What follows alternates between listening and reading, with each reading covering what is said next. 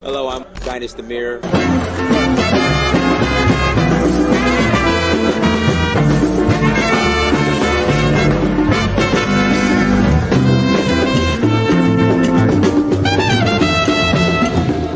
So I reached out to another friend of mine. I said, look, I need to go on vacation somewhere. Where should I go? He said, go to Africa.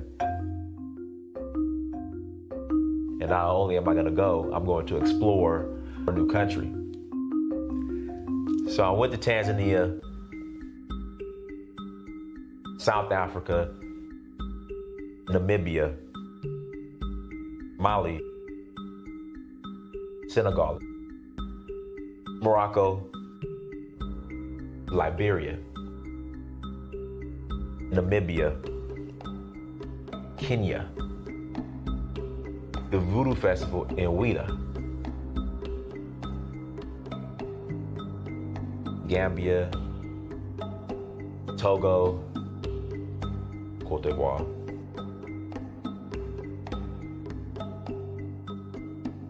Sierra Leone, Ghana, Nigeria. It's been a beautiful experience, just learning more about our culture, our indigenous culture. So Uhuru means freedom in Swahili. I'm in search of my roots. In finding that, I would experience my Uhuru, which is freedom.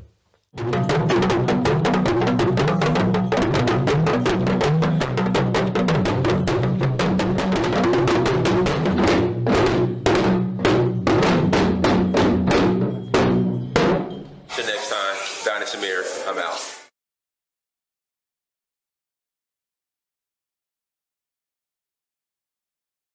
Peace, family. I hope all is well. I hope your Tuesday. Hold on, let me message Terry, tell him to come on. I hope your Tuesday is going well. Guys, do me a favor, hit that like button again. Please hit the like button. Also, make sure you share and make sure you subscribe. Okay, make sure you subscribe if you're watching this and you're not a subscriber. Like Abube says, your price of admission is to hit the like button, and if you're not a subscriber, is to subscribe. So please do that. It would really mean a lot. Again, it would really mean a lot if you were to do that. I greatly appreciate it. We're gonna have an awesome show today. But first off, if the trailer you just watched, that is to my documentary In Search of Uhuru. Again, that is to my documentary In Search of Uhuru, the best documentary ever released when it comes to African American and Africa engagement. So please go to searchforuhuru.com. Please go to searchforuhuru.com and buy the documentary. Again, please go to searchforuhuru.com and buy the documentary. I would greatly appreciate it. Again, please go to searchforuhuru.com and buy the documentary. You guys are so awesome. You guys are so awesome. And for those who have bought the documentary so far, thank you so much for the support. It really means a lot. Again, thank you so much for the support. It really means a lot. Tours. Listen, we have 3 more spots remaining for the Jazz Festival in Senegal for this May 21st to the 30th, May 21st to the 30th. Come and join us in Senegal for the Jazz Festival. Please go to Danfo. Again, please go to Danfo. That's DANFO.Africa. Again, please go to Danfo.Africa. Okay. Again, please go to Danfo.Africa. Click travel, then click on Senegal. We are also going to Sierra Leone in April. They have not officially announced the citizenship ceremony in Sierra Leone or swearing in, but per my sources, there's going to be a ceremony, but they just haven't officially announced it yet. So Sierra Leone in April, Senegal in May 21st to the 30th for the Jazz Festival. Come and check us out. Come and join us for the Jazz Festival. And then we're going to Zanzibar in November, and then August, Nigeria, in August for the Oshun Festival. So again, go to donfo.africa, click on travel to learn more. And also, if you have not bought your NFTs yet, if you purchase an NFT, well, if you travel on one of the tours, you're going to get a complimentary NFT. Okay, a complimentary Donfo NFT. You're going to get one. If you haven't traveled on a tour, if you want an NFT, the NFTs are for sale on OpenSea. I'll pull up the link right now. Let me pull up the link right now. And you can go grab an NFT. Okay, but again, if you are traveling,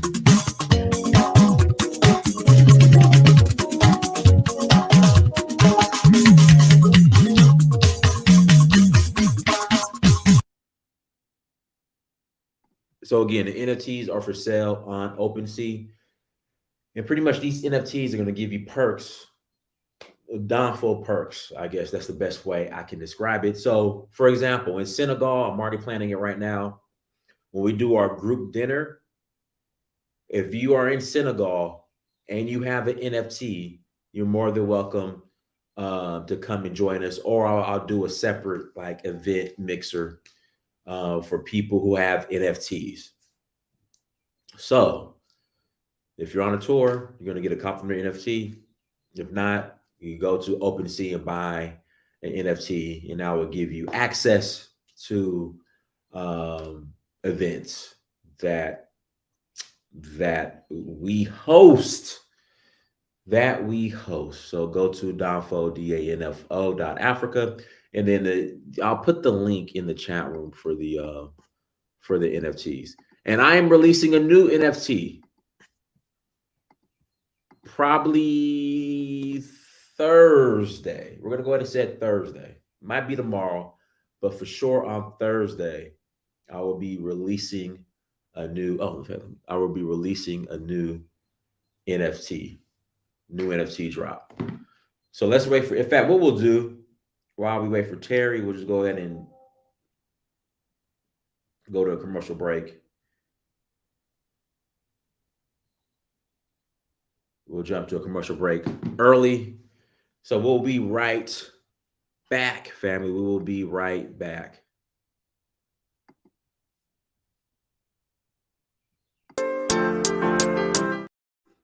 Let me move this banner. Sorry about that.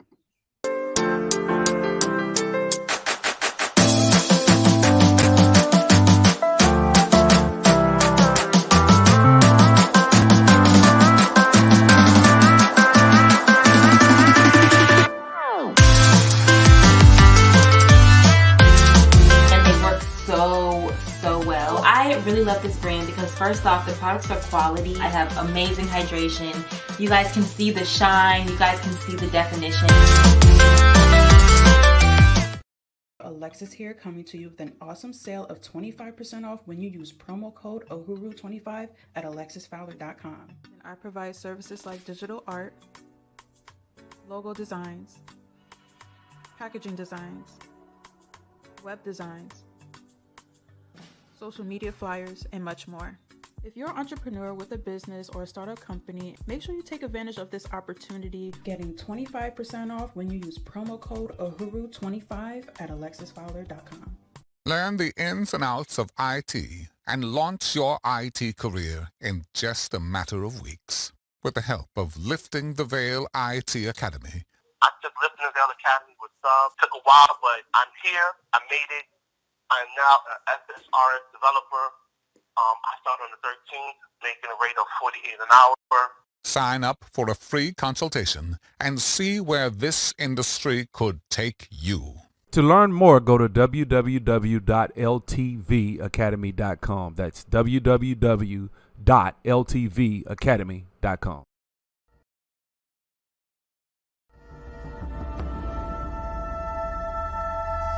At the Okoli Law Group, we specialize in producing justice. If you or a loved one in the Atlanta metro area is facing serious criminal charges, then you need serious legal representation. The Akoli Law Group is here for you. The Akoli Law Group is here for us. The Okoli Law Group. Serious legal representation.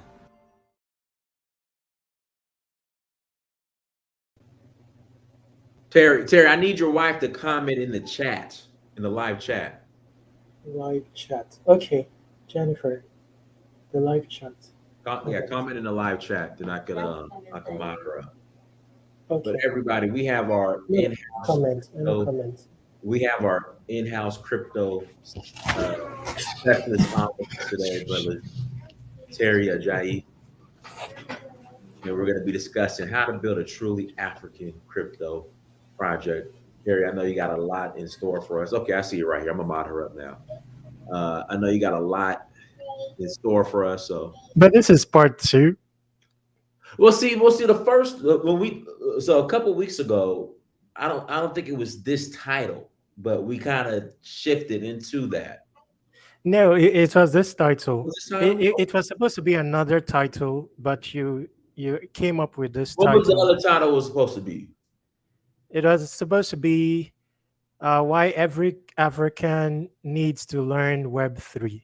Okay, so we'll do that next time. Remind me. So we'll do that next time. Why every African needs to learn about Web3. Web3. We'll do that next time. So, all right, Terry, go ahead and introduce yourself and take it away.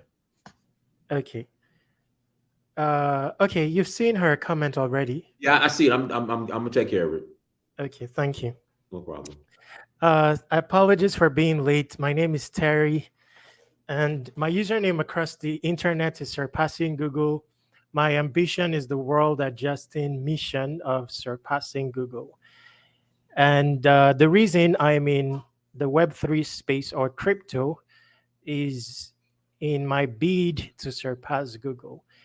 Crypto or Web3 offers limitless tools and capabilities, enabling anyone surpass Google.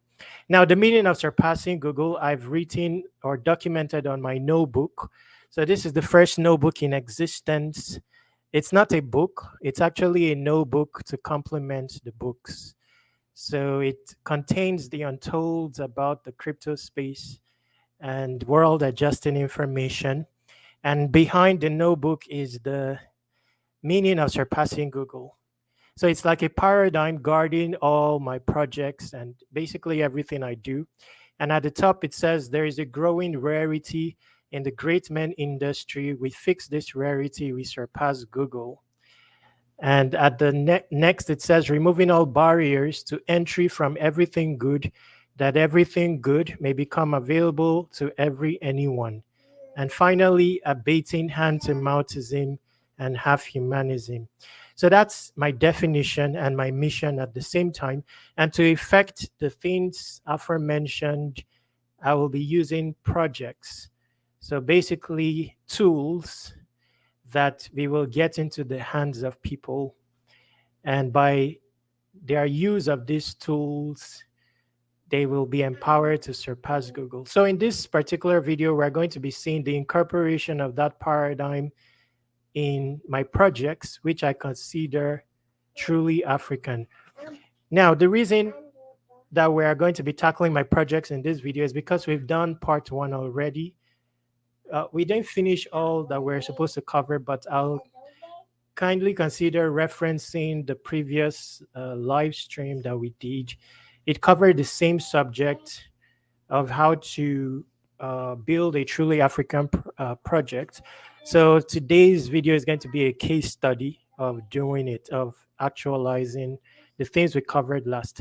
But in summary, some of the things we covered last surrounded some of the points in this draft.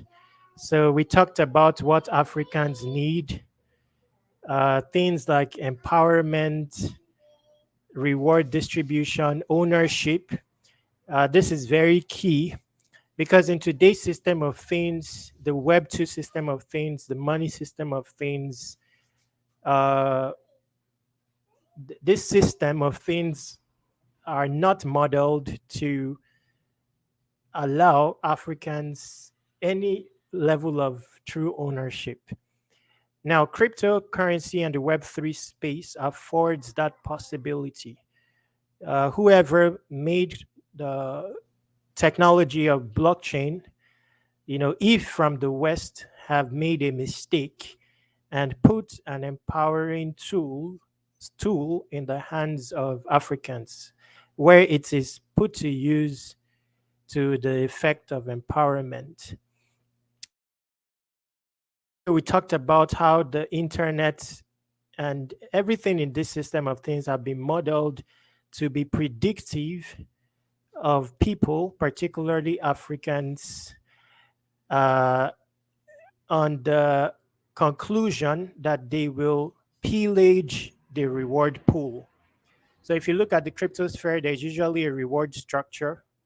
Crypto usually is the vehicle, and then the technology is modeled to guard that reward pool based on the prediction that humans will attempt to ransack or pillage it. And particularly people from Africa have generally been labeled scammers and spammers. And there's usually an implementation such as blacklists to curb the abilities of humans. And that is at the basis of these technologies, even though blockchain technology is an empowering technology. There's also the use of a binary system, or I call it a Boolean, where the possibilities when it comes to human reaction is caged into two possibilities only. So for example, morals is tied to good or bad. Money is tied to, or crypto, let's say crypto is tied to bulls or bears, and so on and so forth. Now, this is limiting of the African, where we allow ourselves to be limited by this comfort avenues, we lose our Africanness. And that is not the essence of crypto. Crypto innately is peer-to-peer in nature, affords us the ability to be peer-to-peer in our transactions and interactions. We need to establish that this is the case in our use of crypto, for crypto to become limitless in our hands. Now, that said, another thing that Africans are limited in is knowledge base. So, for example, the internet served in the jurisdiction of Africa is limited. All the productivity tools available to the West is not available in Africa. For example, PayPal is generally not available to Nigeria, for example. Or you want to carry out a fundraising event out of Kickstarter or GoFundMe, the ability to do so for many jurisdictions out of the West is quite impossible. So in pursuit of knowledge as well, you are limited. For example, features on Facebook that are available in the West are not available in Nigeria, for example. The ability to earn on Twitter using your content, available in USA, not available in Nigeria. Okay, so that's just an example. So in every aspect, there are a measure of limitations. To be able to build a truly African project, you need to establish these limitations. In the same vein, establish who an African is, or a true African is. They have this spirituality intact, entrepreneurship spirit intact, improvisation ability, creatorship, greatness, and grit, all intact. So you need to elevate Africans with the tools you create or innovation you create that limits them. So that's at the basis of creating a truly African project. And though there are many people attempting to build African projects, they have not factored in many of these things in the course of modeling out the project. As such, we have a replica of a Western-centric project. And with that type of innovation, we cannot compete with the West because we are building on their infrastructure and then replicating their creations. Now, there's nothing wrong with innovations of the West.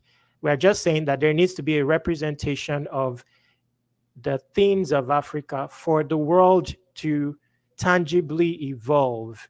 The world cannot evolve to completeness on the basis of outer space knowledge alone, which is the knowledge that we have mostly today by virtue of the books, by virtue of the traditional internet. There needs to be a representation of other demography, especially Africa, which has been pummeled over time. And we can have a representation of Africa by creating truly African projects.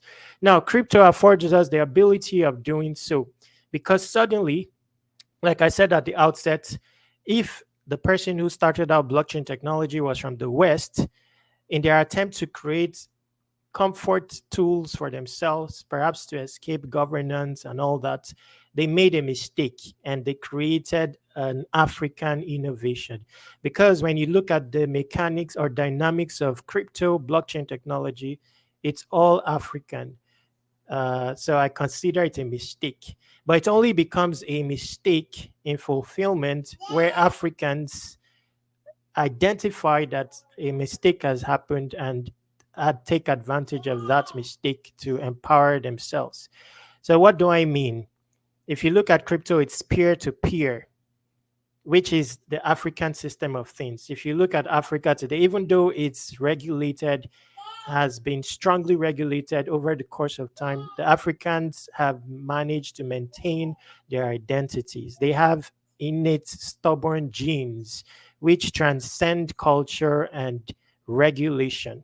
So it's not out of place, although it may seem, perhaps uncivilized as they put it, where you see two businesses in Africa allowed to be peer-to-peer in nature. The price of one may be higher than the other. Now, people can bash that, but it's a system of things. It may be different from the norm.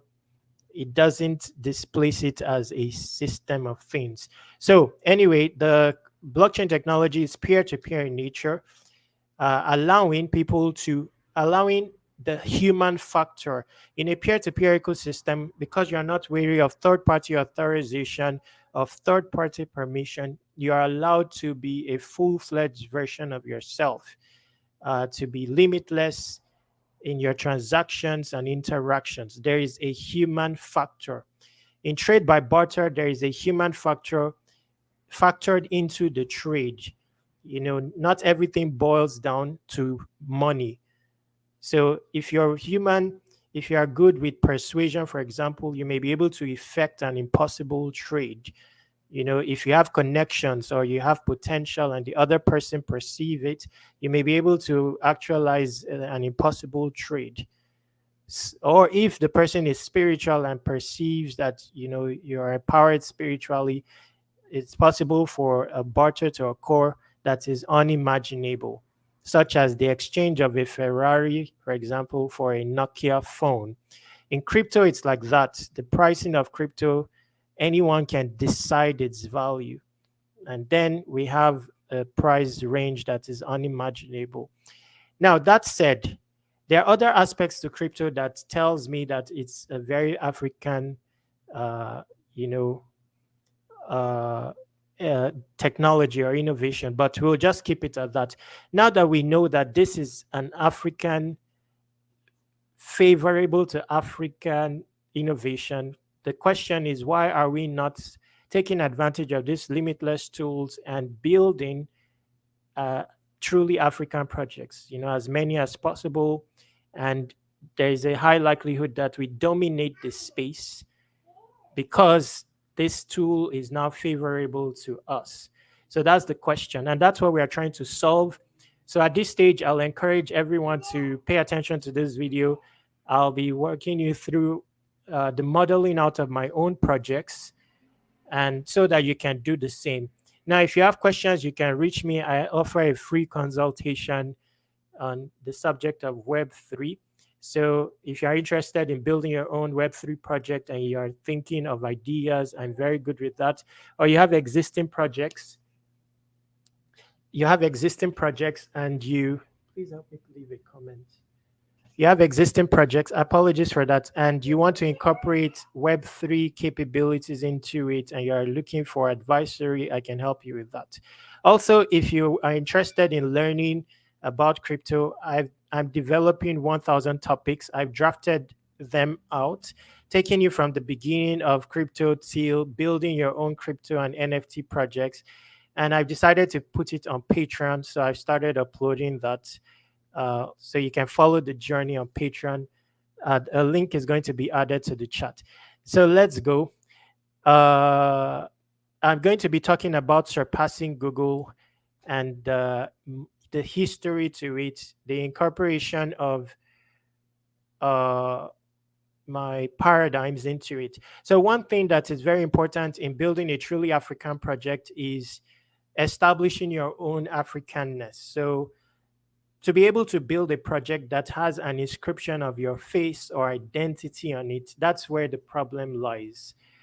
Now, if you're able to do that, that becomes a sticky project, a unique project, a contagious project, because it carries a unique identity, which is African.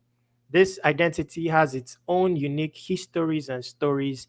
There cannot be competition against this particular innovation because of the uniqueness of its histories and stories. So that's the logic of building a truly African project. You need to establish your Africanness and then incorporate the paradigms associated with that in anything you do, whether it's an innovation or a project. So I've shown you my own case. Now everyone has it uniquely. Innate to every person, there is information tangible to the global evolution. Now this may be redundant information, irrelevant to our personal evolution, but where revealed, where dug out and revealed, may be relevant to the global evolution. It's unique for everyone. Now we need to make a conscious effort to dig out that information and another conscious effort to reveal it. So it's possible to dig it out and not reveal it. In my case, I'm deciding to reveal it, and here we go. So surpassing Google. So to surpass Google, I paid attention to the world. And like I mentioned earlier, there's a growing rarity in the great men industry. Let me look at the screen quickly. Wow, I apologize. I was reading from the screen. I didn't know I wasn't sharing my screen, but it's all good. So back to this. Yeah, if you want to share your screen, Terry, go ahead and I'll put it up. Yes, it's already passed. Okay. Okay, so yes, in due time I'll tell you. But this is so one core paradigm is removing all barriers to entry from everything good, that everything good may become available to anyone. So that's one of the core paradigms of all my projects. So to be able to actualize this, I had to pay attention to the world and establish what barriers there are. And that's what I touched on earlier on. For example, the internet in Africa, the knowledge served to Africa is mediocre in comparison to the rest of the world. So there's a barrier there. You know, why is there a barrier to knowledge or the knowledge acquisition? So I had to look at the world intently, and I saw that one thing that is supposed to be a basic human right of everyone, and at the base of creation and creativity, has a lot of barriers to entry, and that is content. Now, every aspect of creation involves content. However complex it is, there has to be a document defining it. So that's content. Words still rule the world.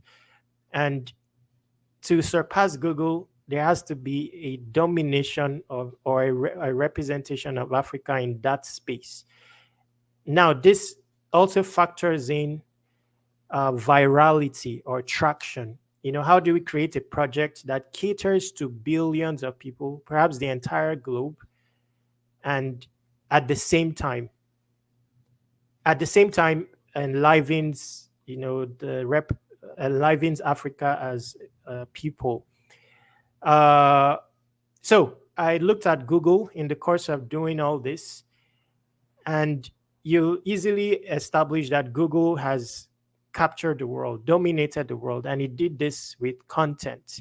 It determines the narratives, the histories, what ranks on the first page, and has too much influence on people to where perhaps for 80% of the population who use Google, their inclination in the face of a tough topic is to turn to Google. There's a popular phrase, Google it. So what is one avenue to disrupt the powers and adjust the world? It's simply to take away people from that capture. And how do you do it? It's content. So how do we disrupt matters when it comes to content? So when you look at Google, at the basis of content relevance and content evolution is popularity. For example, popularity is a commodity these days. Clout is a commodity. And the basis for Google's existence is a type of content called blog, a blog, and vlog. So Google owns Google, it ranks blogs, and then it owns YouTube, where most of the vlogs come from. So I saw the need for another type of content with its own dynamics that disrupts matters. Well, not disrupts matters, but okay, let's put it like that, disrupt matters. And I created a form of content called ulogs or ulog. So such that when you create a ulog, you are ulogging, and a bunch of multiple ulogs are ulogs, something like that. If you ulog, then you're a ulogger, and that's the basis for this channel, my channel name, UloggersTV. So basically, I needed to create a content where the paradigm of the content is not resourcing from the search engine. So returning the ability to create to humans, basically. And that ability, the ability to create content, is always available to every human. We're supposed to have it. We're supposed to tap into it.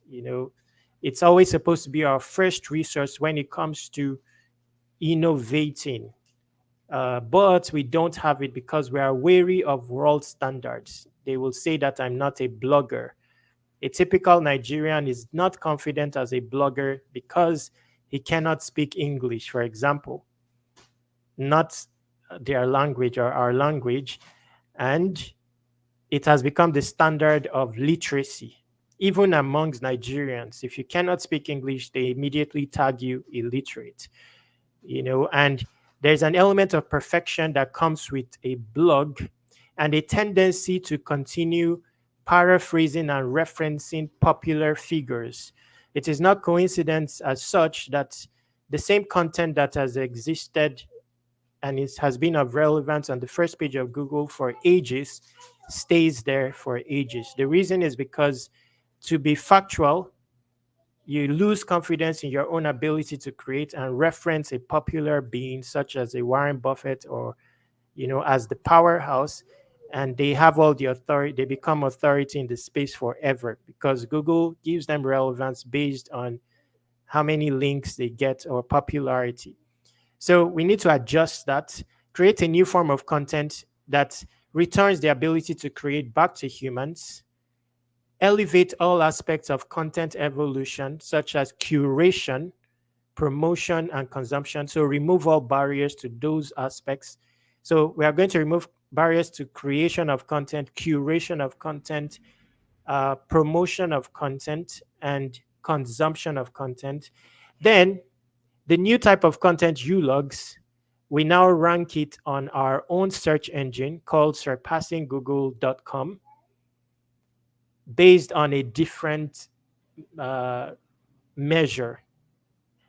This time, not based on popularity. And I'll tell you where I learned why I'm in crypto, because crypto makes these things possible.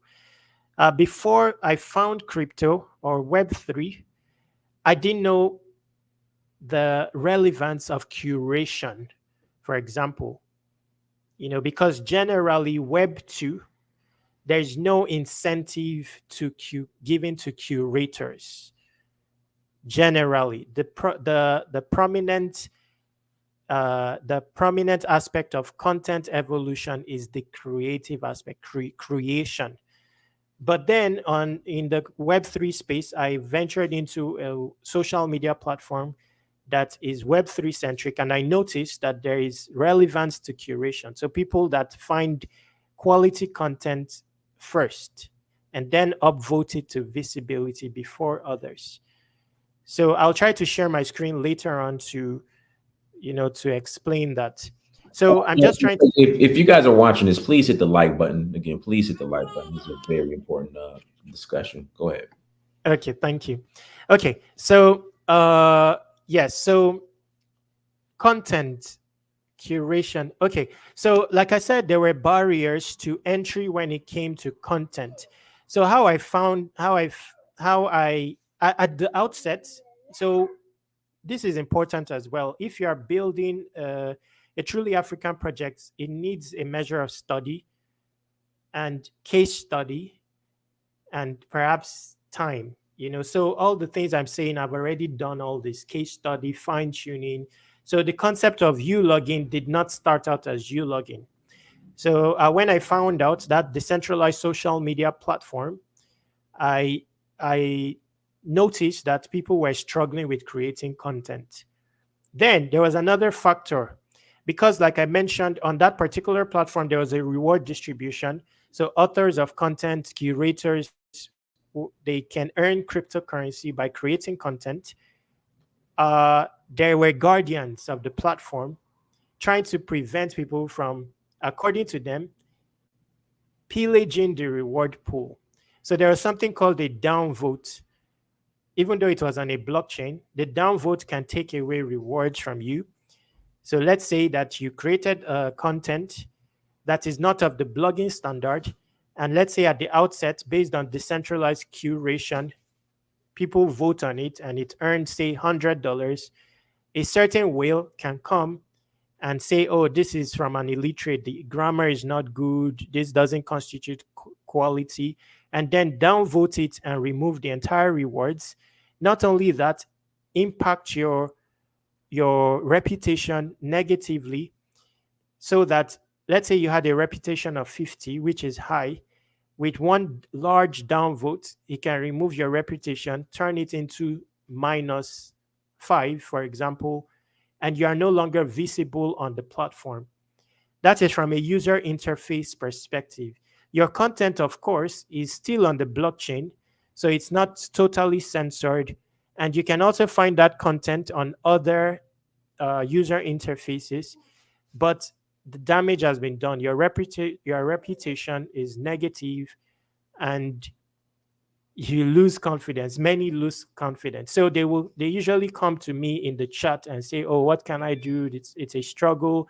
Because at the time, I had some influence on the platform. I was like the only African with a measure of influence on the platform at the time, because some people saw value in what I was doing and they delegated like power to me. So I was among the people that could vote on content and have them earn rewards. At the time, I used to vote on like 2,000 posts in a week to reach as many people as possible. So they would reach out to me and say, oh, I'm struggling with this. So basically they wanted me to counter the vote, the downvote, and restore their reputation. Now, according to me at the time, that was a reactionary move. It's not a sustainable move. And I cared a lot about people. So I wanted a really empowering solution. So I ventured into a case study that led on to ULogs. So I wanted to find a core solution, that would turn into an innovation. So I started out a case study using a hashtag. Now, of course, unknown to the participants, they didn't know that they were, participating in evolving a concept in the future.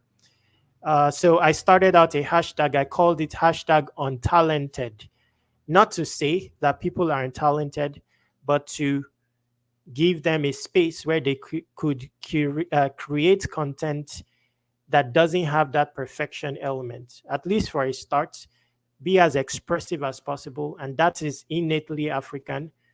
You will notice this if you are speaking like broken English, or how expressive it is, or a native language in comparison to cagey, gentle, manly English. So they started out, and the first contest I did to introduce the tag was titled "Who Are You?" I'll just quickly share my screen. I'll see if I can find that old post so that I demonstrate like history, because history is also essential. It's, let's say you are starting out a project for the sake of adoption. People may want to look at, okay, how passionate this person is, how much this person who owns the project is backing his project, for them to be attracted to back the project. So this is important when you are building a project. For example, Dynast, if he starts a project right now, it doesn't need history. There's evidence of it on YouTube. Passion, everything is there. So there will be no questions. So in my case, let me show you how Ulog started. And I'll show you the first contest I did to introduce the tag, and you'll see how long away it is and the level of reaction that it got very quickly. And you'll also see who participated, that there was a level of African participation from Africans. So let's quickly go there. I'm going to present screen now, and I'll try to look for that post. Okay, thank you. Share screen.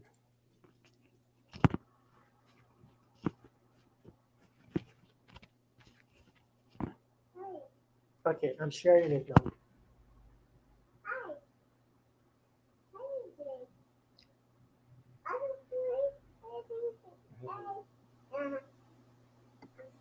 Okay. So the name of that contest was "Who Are You?" because even though it's a Ulog, I'm allowing for people to be expressive as can be.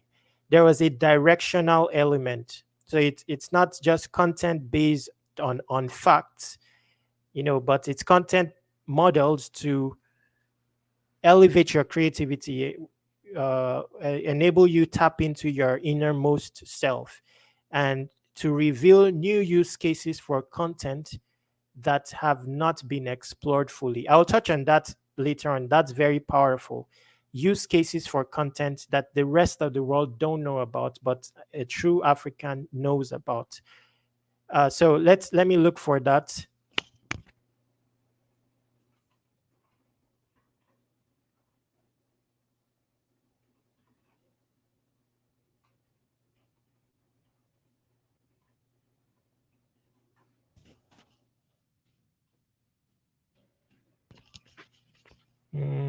Just a moment.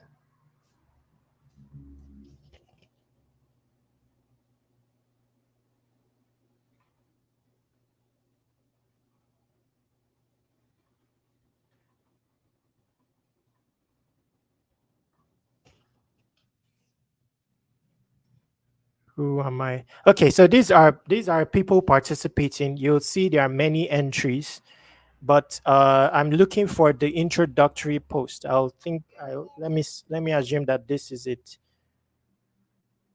Okay, this is not it. Just a moment.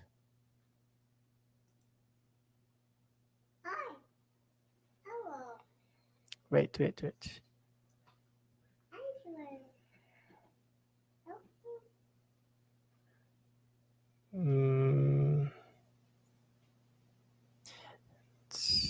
Just a moment. So these are participants, but this is not the main post. Just a moment.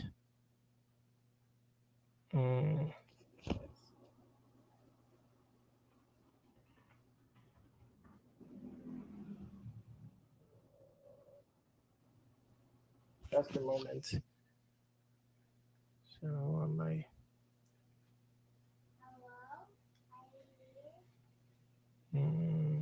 Okay, I think this is it. No,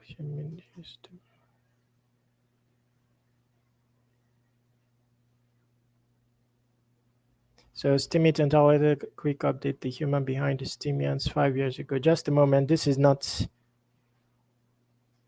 Please join me in reading the comment section of Steam.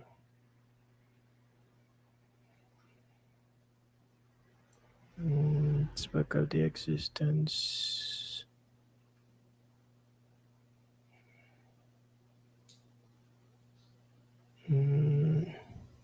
I'll get to it just a moment. No problem. Take your time. Take your time. Okay. Guys, hit the like button, please. Okay, I think this is it, where I introduced it. This was 5 years ago. And in the same vein as I introduced this, I did something. I also carried out a case study with reward distribution. And that you will see later on how I developed my own type of reward distribution model that is not popular or that perhaps no one has implemented. It's called proof of tiers. So, so I said something earlier, words still rule the world. So that's something I also said 5 years ago. So if you look at this post, I think this is the introductory post. Okay, so under the comment section, you will see that 1021. And this is like amongst the first time on this platform. This is a decentralized or Web3 social media platform where there's been like such like traction on, a post. So this, from the first one, this is a Nigerian, said, "Oh my, do I write, you know not how strongly you've pulled me up with this write-up. Just before reading this, I was at the brink of making life-threatening decisions, but you have shown me there is more to life than I see." So this is just, this were the comments underneath the post, that introduced the tag, onto the platform. But there were as many as more than 2,000 participants who participated in the contest. So basically the contest was that they should write about answering the question, who are you, without reservations or the reservations associated with creating a perfect blog. And they can make use of a tag, which I created called #untalented. So that's how the hashtag was born. So people were submitting entries here. Josedikos, this is a Nigerian. Let's see. So my name is Josedikos. So basically, this started to unveil what a ULOG is. So you see this image was freshly created. He referenced himself. He didn't tend towards picking an image from the internet, for example, and he attempted to tap into his innermost person in answering the question of who are you, irrespective of whether he can speak good English, for example, and stuff like that. So this is Joseph Ikechukwu. I'm 24. I'm from Nigeria. So Surpassing Google posed this question, and I decided to take time and pen down now even this particular user, he's now he has sustained his I still know this user. He still documents stuff. Okay, so now from #untalented, this was the hashtag here, #untalented. I don't know if it's still popular. I've not been there for a long time, but it existed when I was active on the platform. Now, from #untalented, okay, so until last year, people were still on the tag. So, okay, so from here, I noticed many things. So like I said, I also implemented like a reward. I tried to I tried to modify the existing popular type of reward method, which usually favor a few. So you'll notice here I said every participant in this contest will win something. No losers. No, there's no mention of what they will win, but I just claimed that every participant will win something, no losers. Bringing us to one core paradigm of a truly African project, which is the ability to grind on behalf of fellow humans for the sake of playing a role in historical history. To an African, grind is not far-fetched. Grit, being able to do things on behalf of a brother without incentive. So it was at the core of this, the ability for everyone to win. What happened in the aftermath of this? I voted on more than 2,000 entries. So instead of focusing on a few, I tried to reach as many of the participants as possible, however big or small the reward is. So as to see if it's possible to create an ecosystem that manages to reward everyone. Then, unveiled from that is another core element of a truly African project, which is the human has to be intact. The project has to be modeled to remove value from things like money and distribute it to humans once again. So it's disruptive of the popular system of things, which continuously removes value from humans and distributes it to inanimate things like money, luxury, technology, education. So we have to do the reverse to take back matters and surpass Google. So this started to unveil from all this. So in the course of reaching everyone with a vote, another thing came about. When it comes to rewards, according to the world, money is the only type of the world generally, but there are a variety of rewards possible. That's another core element of a truly African project that was unveiled some 5 years ago. So I started to explore a variety of rewards, not just money. In effect, things like timeliness became a factor. So unlike a regular person that may just make use of the vote button for the sake of distributing rewards to a user, I may factor in other elements known to Africans, such as timeliness, in the way I distributed my upvote, such as intent, spirituality, an attempt to reach the person, give him a pat on the back or a warm handshake. I may factor in a timely comment, a heartfelt comment. Sometimes I may not vote and take the route of a comment instead. Or I may reach out to the person behind, like Dynast is doing for me, and give him a platform. I've done that as well. Maybe give him my posting key to tend to all the comments here and play the role of, today they use the term whale. I don't use that, but play that role to be elevated in their spirit. Like I mentioned, Dynast is giving me his platform to showcase myself, something like that. So that is at the core of Africanness, and it has to be incorporated in the model of the project so that the project becomes directional, world adjusting. So in the same vein as Web 2 projects like Facebook put comfort tools in the hands of people to cage them and take away all the properties of the person so that they can continually turn them into recurrent clients and program them. We use the same method, subtle, but with a directional element. So put the same tools, our tools, in the hands of people, but model it so that it incites a particular reaction, a wider range of reactions than a Boolean. So you see here, in this innovation, it's obvious that this is a Western innovation. It's possible that an African does this and implements two possibilities here. Now, that is admirable, just the course of creating a project.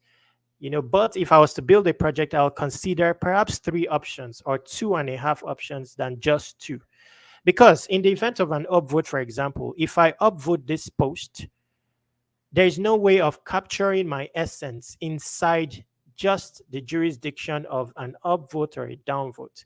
If I downvote this post, for example, it is automatically thought that I'm not in approval of this post. But what if I had downvoted for other reasons, a wide range of reasons than my not being in support of this post? If I upvote this post, it is obvious to the general that I'm approving of this post, but there may be other reasons why I'm upvoting this post than approval. It may be an inspirational effort. It may be a timely effort. It may be a spiritual effort. It may be just to give the content visibility more so than distribute rewards. But the world doesn't know of this wide range of scenarios. As such, they cannot innovate that much power empowering projects. I mean, empowering of humans. They can innovate projects that empowers bots, then limit humans to the category of bots so that they can be captured and recaptured continuously. They can. And that's where you see this system of things. Now, this plays not only into content creation, but also into governance. So if you quickly look at the governance aspect of this Web3 application, you'll also see that it's also based on similar paradigm, vote or unvote. Now, by trying to break away from this cage, I lost my ability to earn crypto. So on this platform, as you will see on this post, I used to earn a lot of cryptocurrency. So as you'll see in this post, some 5 years ago. But I relinquished the possibility of doing so to be able to conquer the influence of money in a bid to innovate a world adjusting innovation. So that's another core paradigm. If you want to build a truly African project, it doesn't have to be money centric. You have to conquer money in the model of the project. We will touch on that later on. But what do I mean when I say I relinquish my ability to vote? So this platform had a split.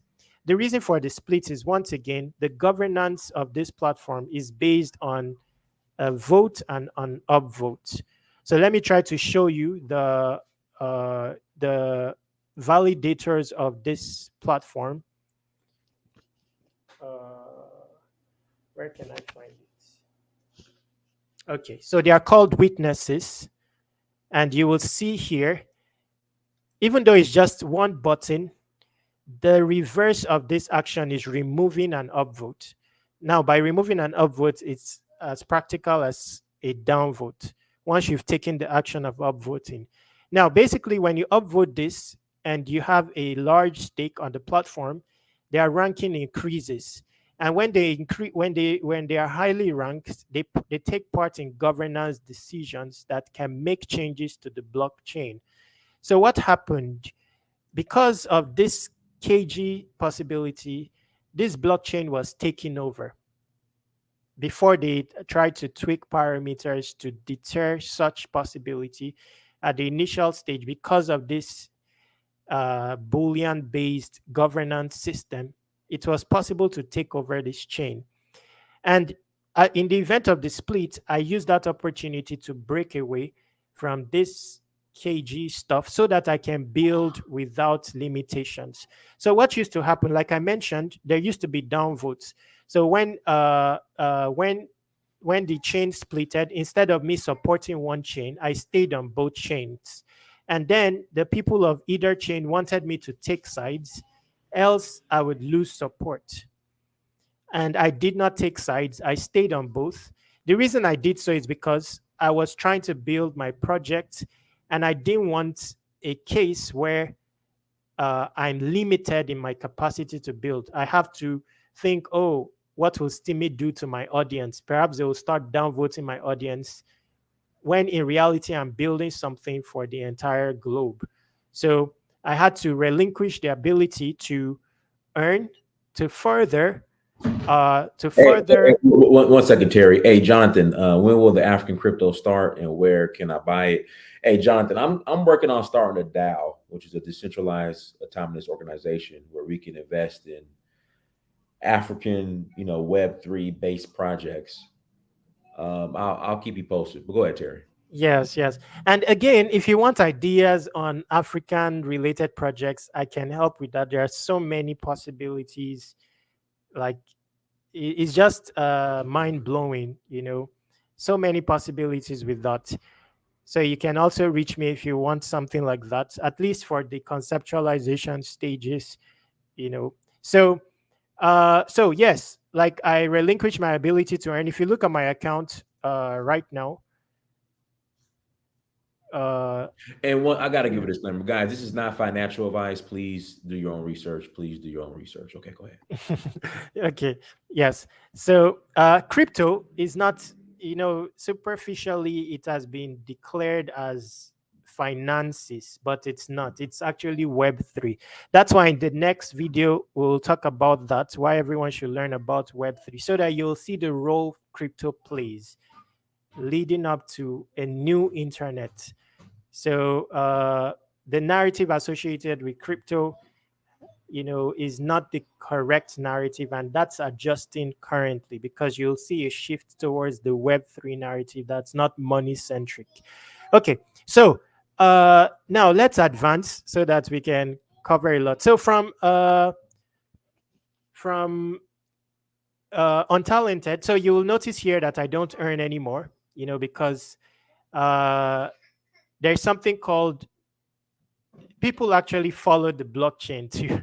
So that's the system of things. Again, there is value removed from humans to where things like blockchain are elevated, have God position. The creators of blockchains are seen as geeks and demigods and are followed. So people don't mind trampling on each other to follow the blockchain, which is a scenario of what happened here. But for a favorable reason, I took a route of continuing to model out a project by taking a look at hundreds of projects, including this project, to model out something that can adjust the world. Okay, so from hashtag ulogs, from hashtag untalented, hashtag ulog started. At the outset, it wasn't refined, but it started, and over the years, it became refined. So let me look for some history on ulog, on hashtag ulog.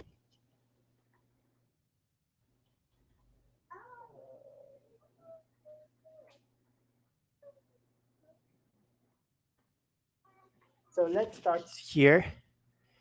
So I actually ran the project. You'll see the code here on, just for case study reasons.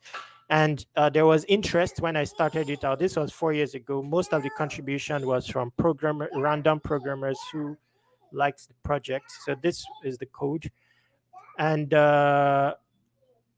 you will see evidence that it ran in the past. So this is an aggregator of different Web3 applications. And at Ulogs, a platform, had ranking here in the past. So it says a blockchain-based social media network where everyone can create Ulogs, become true celebrities or uloggers, create a community of true fans, and earn a variety of rewards. So you'll see notice of a variety of rewards. That was something I uncovered from running hashtag untalented, that we have to extend the jurisdiction from rewards away from money, so as to bring humans into the picture and relegate the position of money in society to that of the smaller things. So this was some history. This is a random comment. Excellent initiative by Surpassing Google, the creator of the concept ulog. The U in the concept ulog can be interpreted to mean universal. So this is some of the sticky elements. People had curiosity. The U actually did not mean universal. It meant you. So YOU, just a simple form of content that contains excerpts of you. But this person, according to his interpretation, U stands for universal, which is also good. So it says, since it's used as an umbrella category to cover any and all logs, such as blogs, vlogs, photos, tweets, status, updates. Okay, so this was the hashtag ulog when it started out. So you'll see there's also history of it and a lot of participation. So someone used to cover the stats, within a few months, there was a lot of interest. Some 5,000 plus people were ulogging. Then these are Nigerians here. Then some 70,000, 50,000 posts, 197,000 comments. So there was a case study, to fully refine this and make it what it is. So I needed a subtool name, a name that is relatable and can easily enter the world. So let's say ULOG is indicted or incorporated into a dictionary, for example, it becomes known as its own form of content, standalone, away from a blog or a vlog, then adoption can happen. So there was a thought process that went into the name itself. Also, I wanted it to rank on the first page of Google as its own form of content, which is currently the case. So that in case somebody types the word blog, or let's say made an error in the spelling of he made an error and typed in ULOG, for example, he's not met with an empty space, or the question of did you mean blog or vlog, but he's met with a ULOG and resources about ULOG. So a form of content spanning across any topic or niche that is created fresh at every instance without resourcing the internet, composed entirely of excerpts of you. The word ULOG can also be used in terms of a web space made up of ULOG. Similar to how one would say, I have a blog or I have a vlog, one can say, I have a ULOG. However, a ULOG possesses tenets that allows content creators to consciously evolve their human while reshaping the internet. Okay, so now that ULOG was formed, there needs to be a platform that will enable or direct people on how to ULOG. So that's where the platform ulogs.org was supposed to be. It's supposed to be a platform like Facebook, but modeled out in such a way that directs people to use, to create content in new ways, to curate content in new ways and all that. So that was where the platform that we started out. But simple things like tweaking the editor. Since we've known editing, creating posts, an editor has been as it is, usually a header, a body, and tags. I would expect to see something unique or perhaps unconventional of a truly African project that is content-centric. So one thing that I would have had to explore is the maximizing these editors to bring out more Africanness out of people. Add some directional elements, perhaps some templates to inculcate in people the need to become creators instead of always the inclination of resourcing from Google. Most Nigerians who blog at the time in the platform, they always have copyright infringement or plagiarism issues. They get downvoted, and then they come to meet me at the time that please try to restore my reputation with an upvote.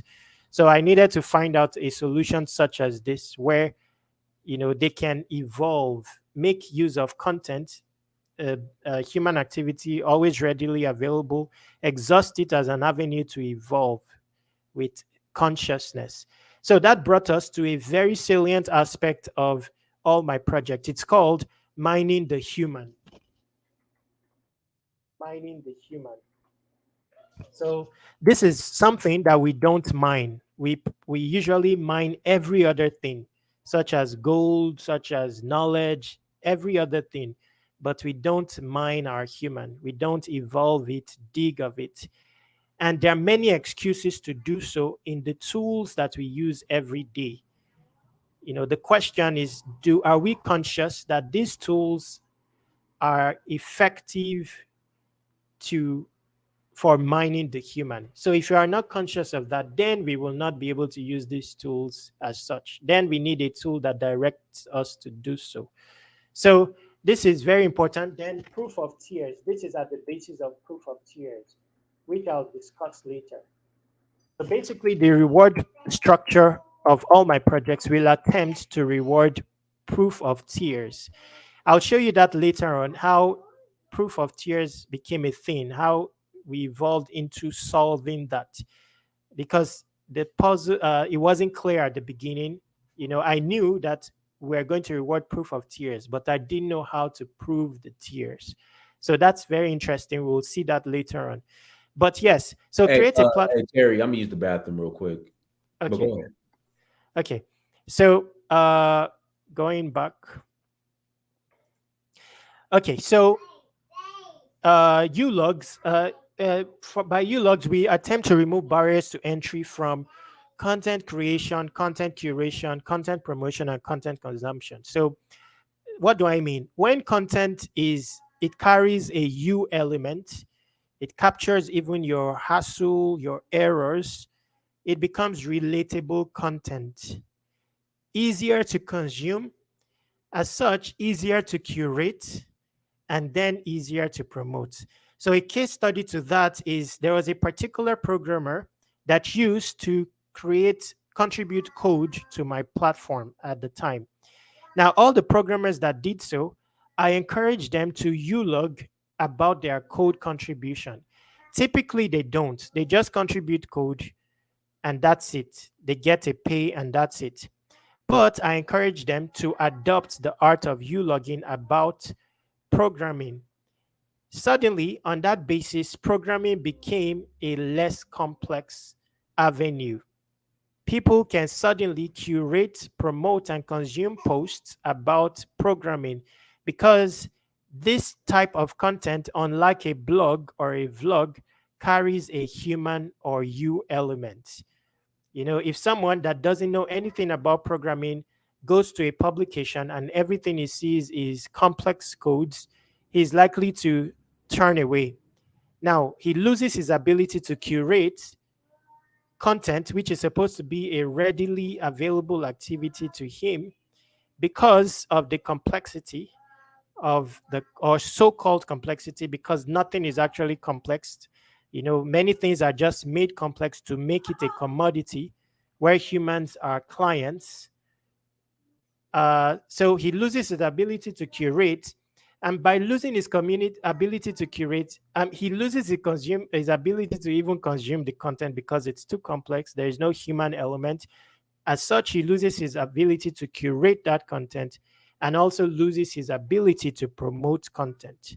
So the evolution of content dies because there is no consumption, no curation, and no promotion.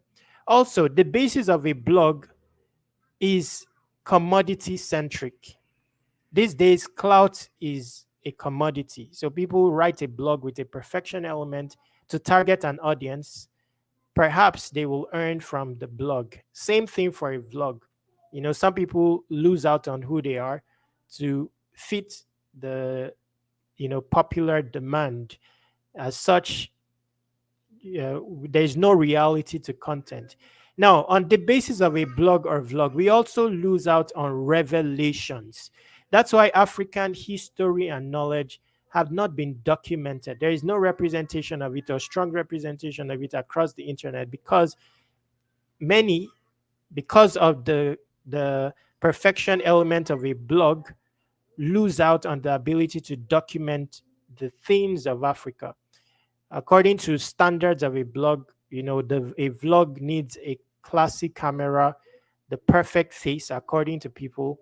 And suddenly, people who feel that they don't have the perfect face, or there is too much sun in Africa, or the backyard is dirt looking, for example, and they are afraid of being bashed because if they reveal that that is not popular demand, they back out.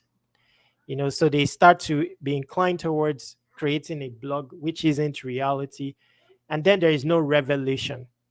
So then that's why I had to put Africa into this narrative to reveal the things of Africa that have not been told. So in a ulog, you can wear your agbada and post it. You can document, you can create a post with your unfinished art and tell us about the hassle of how NEPA took light and you are struggling with data and all the improvisation you did to ensure that you finish the art. And even if it's unfinished, you are looking for inspiration to finish it. All those humanly relatable, down to earth stuff, we want to have it documented, hence ULogs.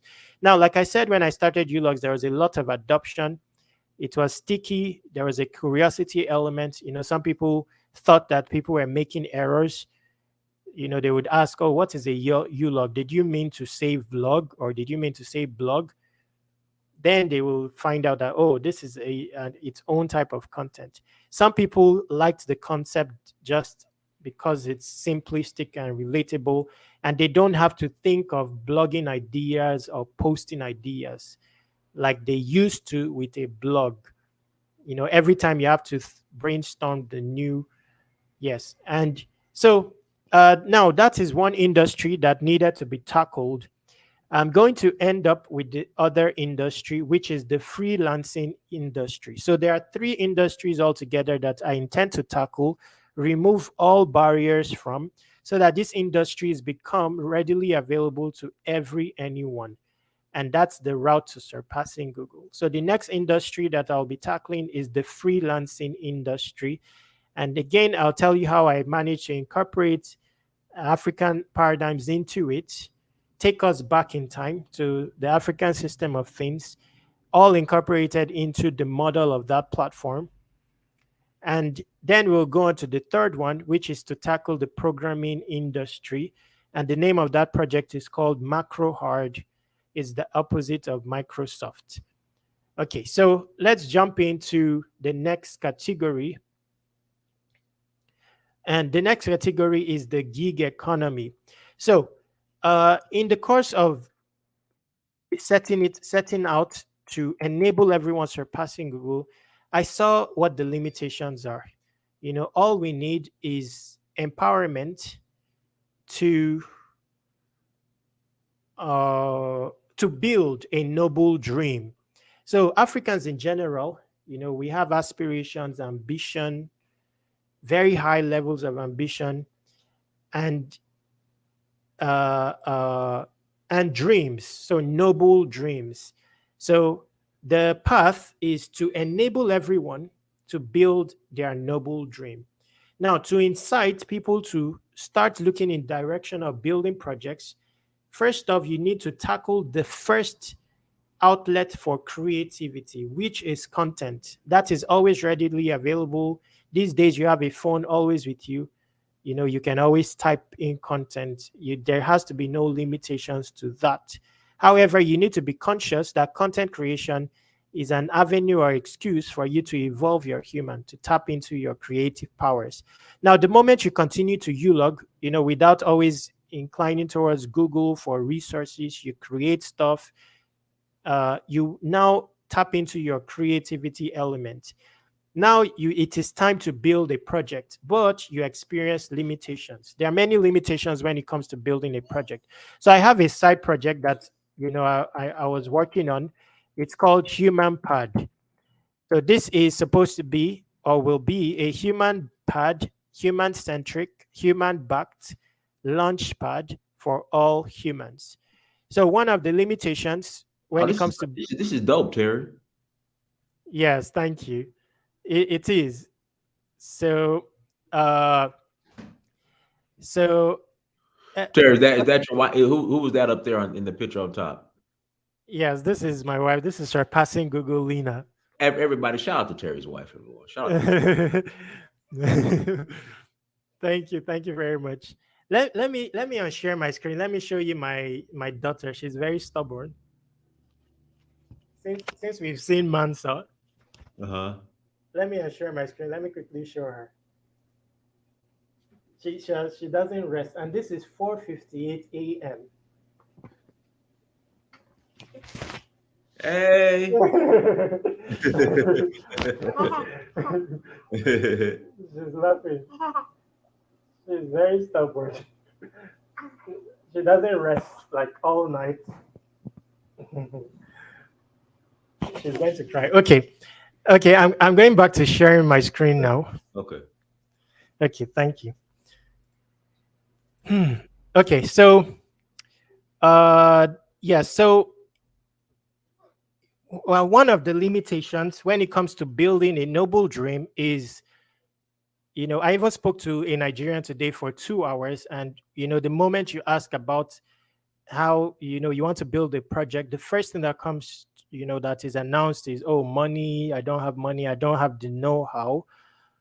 We can solve all that using Web3 tools available, and I'm going to highlight how I'm trying to remove all those barriers because it's now ever more possible. And that is why I'm in Web3. It wasn't possible before crypto, but once you venture into crypto, everything suddenly becomes possible. Okay. So Dynas was mentioning a DAO. You also see mention of a DAO here. Hold human to govern the human pad DAO. Okay, so and at the bottom here, you will see 3 salient aspects of the project human pad. There's mention of macro hard. So I'm starting out macro hard with a hub before the online venture. So a physical venture backing human pad consisting of a hub for broader programmers. I'll tell you what this means. Then Crypto Ulogs, a crypto-centric social media platform based on mini Ulogs. So I have a plan of introducing Ulogs to the world in a seamless way.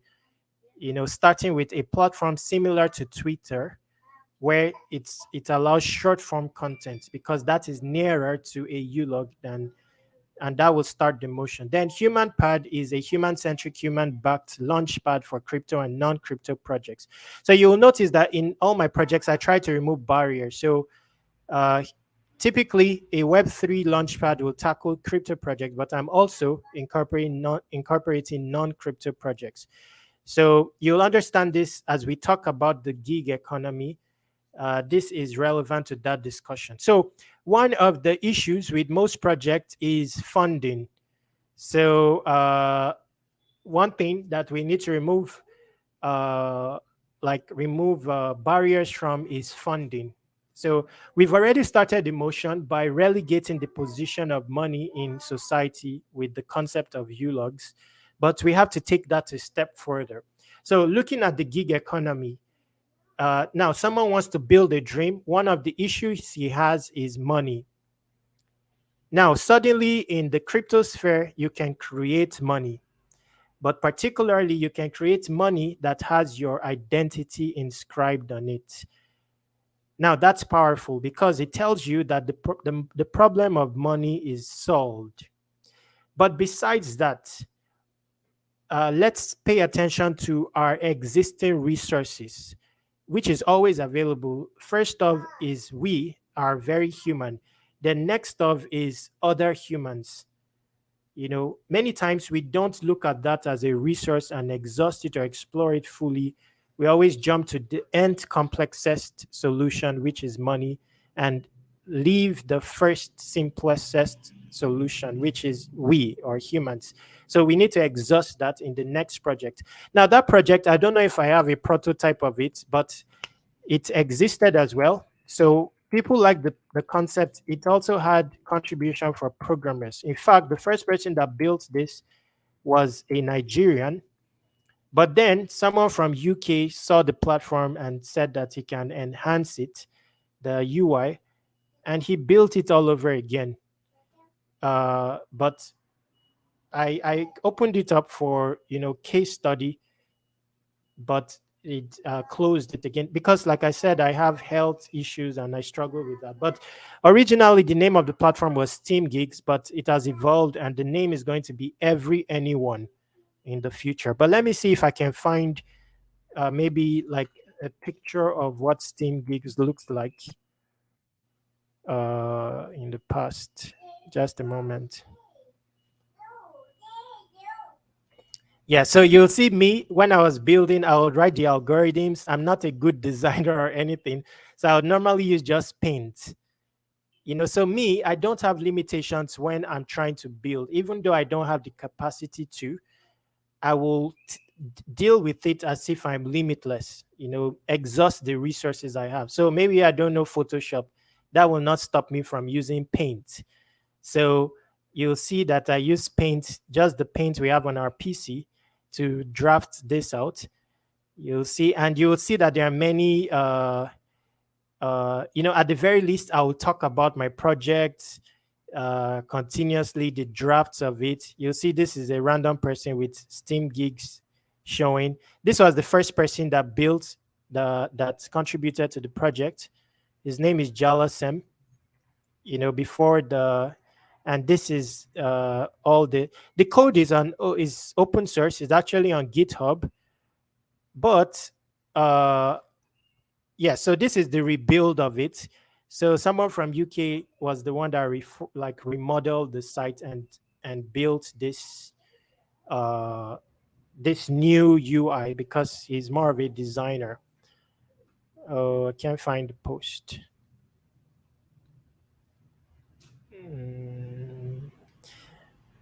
Okay, so I can't find that peak image, but I'll just leave this open as well. It's going to be important later on. And you will see that someone drew my entire dream, a random person. And this is a representation of all that I represent. So the proof of tears model. So this is the coin and the globe. And you see here is written proof of tears. This is a random person doing this, and also another person, or perhaps the same person. Okay, the same person. Okay, so I'll tell you how this started. It also started with a hashtag. And these were the projects. So Steam Gigs, to create an ecosystem of freelancers and dream builders where everyone has something to offer. This is accomplished by allowing and incentivizing experts and non-experts alike to offer services, enabling everyone to participate in the art of dream building. So Macro Hard is supposed to be an enterprise focused on allowing anyone to build their own noble dream by creating a programming protocol in which everyone can suddenly code with swag. Now, this definition has evolved since then. This is an old publication, and this is Teardrops, which will be the token for all platforms. And the model of it is, so by rewarding the human activities incited by 3 social network platforms aforementioned, we can celebrate the resulting breakthrough in human with a breakthrough token called Teardrops. So we needed to disassociate the narrative that tears is associated with sadness and then associate it with breakthrough. Because in the course of mining your human, you will reach breakthrough in your human. But en route doing so, there's bound to be many tears, both happy, sad, and unfelt tears. So I had to add another paradigm called unfelt tears for the sake of revelation. The world always used 2 to identify stuff, so happy and sad. So for an African-based project, we need to add an unfelt tears element because Africans know of unfelt tears. You know, there are many tears today from Africans that the world will quickly say is tears of joy, but it's not tears of joy. You know, because people have been pummeled, and then you pacify them with petty stuff, and suddenly they shed tears. But that's not tears of joy. It's another category of tears. There's also tears associated with grind, with grit, with breakthrough. So we want to reward all this. And in the course of doing this, we'll be rewarding other things such as forgiveness, mentality, self-sacrifice, undistalentedness, ulogging, legitimate literacy, human virtues. And another salient aspect is the ability to reward past deeds. So this is something that many people don't explore when it comes to rewarding people. The ability to reward past deeds, where there is no incentive element. The person is not promised of rewards, but the person still carries out the action and then ends up seeing a reward later on. So there's a randomness element to this that will make it sticky. So now to Steam Gigs. Why did I go Steam Gigs? Because freelancing is a very salient part of building a project.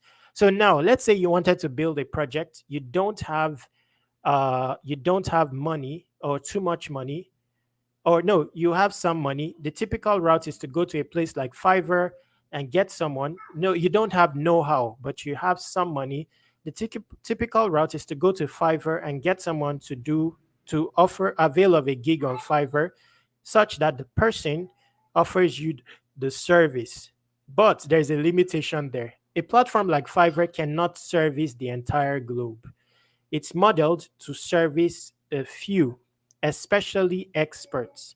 Now we can adjust the dynamics of that, relegate the position of money in society, and create a cheaper than free economy by introducing a model that allows both experts and non-experts to participate. So it's very simple. Non-experts can offer gigs, but it will be known to the client that they are non-experts. Now, because they are allowed to offer gigs, they can afford to offer a gig for free or cheaper than an expert would, such so that they can hone their expertise for the sake of honing their expertise. Now that changes the dynamics of gigs, because suddenly, if you don't have a high enough budget, you can target, a passionate, enthusiastic, but non-expert service provider, avail of his gig at a cheaper price or even free. And, it may be a bit flawed, but you are able to start the motion. In some cases, you get it, right. But there is more. With cryptocurrency, it's possible to reward people without removing money from your pocket. So, for example, we've covered this in the last video. For example, on this article, just a moment. For example, on this article. Hey, Terry, I didn't know it was so early there. We could have did a later time. If I inconvenience you, I'm sorry. Yes. No. Okay. Dynas, I'm always awake. I'm always, yes. Okay. Like even right, I was, before the call, I did the 2 hour, it's not recorded. It was on WhatsApp with someone, it was for free too. So just before this call. So I'm always up. So it's okay. So Steam gigs. Yes. So now with platforms like Steam, like this platform, so I'm earning, for example, $13, and you'll see that there are some voters here, different voters distributing a different amount. Now with Web 2, you would automatically expect that this Steam user has removed money from his pocket and distributed it to me in tip fashion. But that's not the case here, because that's where Web 3 comes in. All the impossibilities become possible on Web 3. So what is happening here is there's a reward pool filled with money every day, dedicated to authors, for example. Now, every participant here can have a say on who to distribute those rewards to, proportional to their stake. So each user here, they actually buy the cryptocurrency Hive, they stake it or lock it, and that gives them influence on the platform whenever they vote, not only to bring this content to visibility in a decentralized curation manner, but also to reward this content creator. But they're not rewarding the content creator by tipping him or from their pocket. They're actually distributing the money in the DAO. So that's an implementation of a DAO, sort of. So the money is put there, then stakers are distributing that money to a particular author they are choosing, proportional to their stake. So this was in effect even before the concept of a DAO came about. But when you think of it, that is actually a DAO. Okay, so now what if we implemented that in the gig economy? So let's say someone, and I've done case study of this, because some of the contributors to my project, even though one avenue that I had to pay them during the time was to upvote them. So where I don't have the means to pay them directly and they are willing to do a publication, I can upvote that publication and they get their payment without me actually removing money from the pocket. You can implement something like that on a freelancing platform and instantly adjust the mechanics of it, make it very powerful, make it attractive to the entire globe, because suddenly you can even earn to pay for your gig. So assuming you did not have money, you may put out a publication, and whatever money comes from the upvotes, you use it to avail of a gig. There are many ways to play that about. Testimonials can now earn. So there's an incentive for people to write testimonials. A gig, a person offering a service can decide to document the whole endeavor of the resulting gig in a series of posts where, or ULOGs, where he documents all the processes of delivering the gig and he attempts to earn for all of it. There can be rebates. So you paid for a gig and you are giving a rebate. in cryptocurrency. So you can dedicate a pool to that. There are many implementations of that, and that is where crypto comes in. Gradually, we are creating a cheaper than free economy. So let me quickly show you something. Dynas, I'll just on share screen briefly, and I'll go back to sharing screen. Okay. So looking at the world, money is such a factor, but I believe now that there is crypto, you can pull off a cheaper than free economy. So if you look at my notebook, you'll see on the top, it says cheaper than free. I'll tell you of this notebook and how I implemented cheaper than free later on. So going back, I'll be sharing my screen again. Share screen. Okay, so going back, there's more to this platform. What is more? Okay, so just a moment. I just wanted to open this so that it's at least it shows what we are talking about. Okay, so a cheaper than free economy. There is more to this platform. So I looked at it. How can we further relegate the position of money in society, enable everyone build a dream, even if they don't have money? At least they can avail of the services of someone. And then we are brought back to Africa, the trade by barter system. What if it's possible to barter gigs? So I incorporated that as well. So what does it mean, barter gigs? I know how to program, but I don't know how to graphic design, and I don't have money. And I contact you, someone who can offer me graphic design in exchange for programming. Now, a barter can take place. We'll both get an aspect of our project built without spending money, and we can easily pull this off because there is now a blockchain which is public in nature, and the result of the transaction will be published on a blockchain, publicly verifiable, and we can handle disputes because there's a blockchain, for example. So now that we've allowed non-experts and experts to participate in the gig economy, we removed barriers there. We are now creating a cheaper than free economy in eventuality, but there is more. The search engine. So there's something about a search engine that is not maximized, because it is not known that you can use these things to curate humans, to uncover the innermost aspects of humans. So what do we do with a search engine on Steam Gigs? Now, this was difficult to build. Although it's not built, it's during the time it was still in an evolutionary stage, but it's something ambitious. Basically, a search engine that attempts to curate humans. Okay, so let's say you come to Steam Gigs and you set up a profile. The profile is modeled to bring out who you are. You know, it will try to capture even your interests in such a way that we tackle marketing as well. So what happens? Let's say that somebody is looking for something like a chemical engineer, and there is nobody offering that gig, let's say on Fiverr. What you get for the most part is there is no result for that query. That is supposed to be an avenue to elevate humans, to curate humans, to market humans. So what do?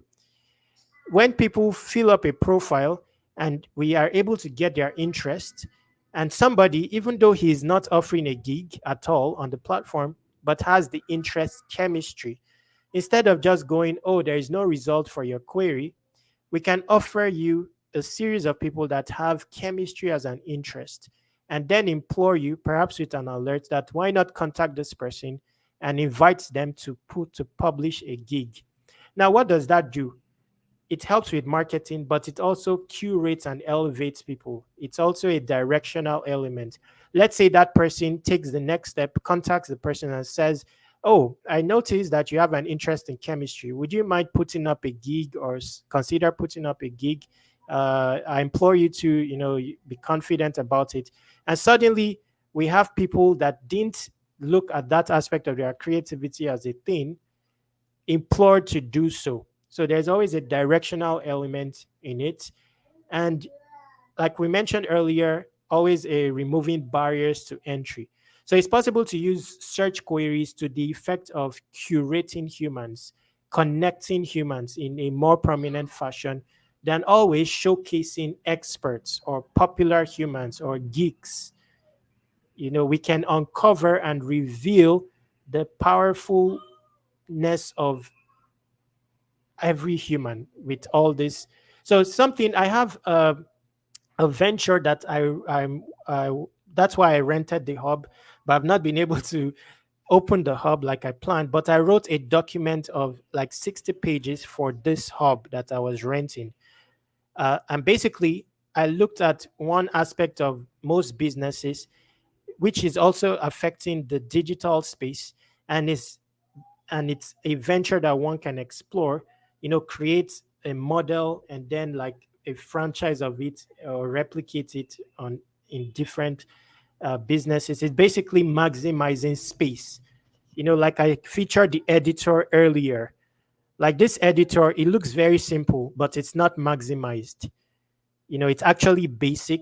It's not. It's like I said, the general model of most innovations is to remove value from humans and distribute it to inanimate things. Where we carry out the reverse, it's very powerful. Conscious effort to direct humans, in a certain way to elevate humans, to showcase the human shine. So that's Team Gigs for you. I didn't cover everything because it's still in an evolutionary stage, but it brings us to the next project. So now there's no excuse not to build your dream, whether you are in Africa and there are all limitations everywhere. After you have tapped into your creativity, you can now create content at will without third-party authorization or permission needed, or without being wary of the influence of third party. And now you can also do that on a blockchain that is not censorable, like is the case with the likes of Facebook and Twitter. Now that you're ready to build a dream, you now can build it even though you don't have money or seed funding. You can attempt to avail of cheaper services on Steam Gigs, what was formerly Steam Gigs, or barter your expertise for another person's, or pay for a gig using rewards from your publications. Note that Steam Gigs is going to be content centric as well. It's going to have a social media element, and the content base is going to be ULOGGS. So this is very important because it will give you a vision of where ULOGGS is headed. I'll create the project first of all to create a model, but in the future I'll start inviting different projects to incorporate a tab called ULOGGS. So let's say Dynast creates a social media platform or a travel platform or any type of niche. I may put a proposal up to Dynast and say that, oh, why not create a tab for ULOGGS on your platform? Then we will perhaps moderate the tag, allow people to ULOG. Then the content from that area of his project will be ranked on the search engine. So gradually we'll start to have many applications emanating ULOGGS, and those are the content we will serve on the search engines. We want a search engine that is truly African, that when you type in the word money, it can send you to the address to the nearest ATM. That is not possible forever with Google. But a human-centric search engine like surpassing Google, that is peer-to-peer in nature, humans are more empowered. That possibility exists, where you are giving practical solutions based on the experience, the unfiltered experience of people. And the relevance of content is not based on popularity. I don't know the model yet of relevance of content. It may be decentralized curation where people upvote proportional to their stake, but I'm evolving my own model. So I'm not generally having looked at proof of stake, delegated proof of stake. I don't think it's feasible enough for a truly African project because it's too money centric. And in the model of a truly African project, human come first, money secondary. So there needs to be other elements to our governance system. This also applies if I was to build a blockchain and all that.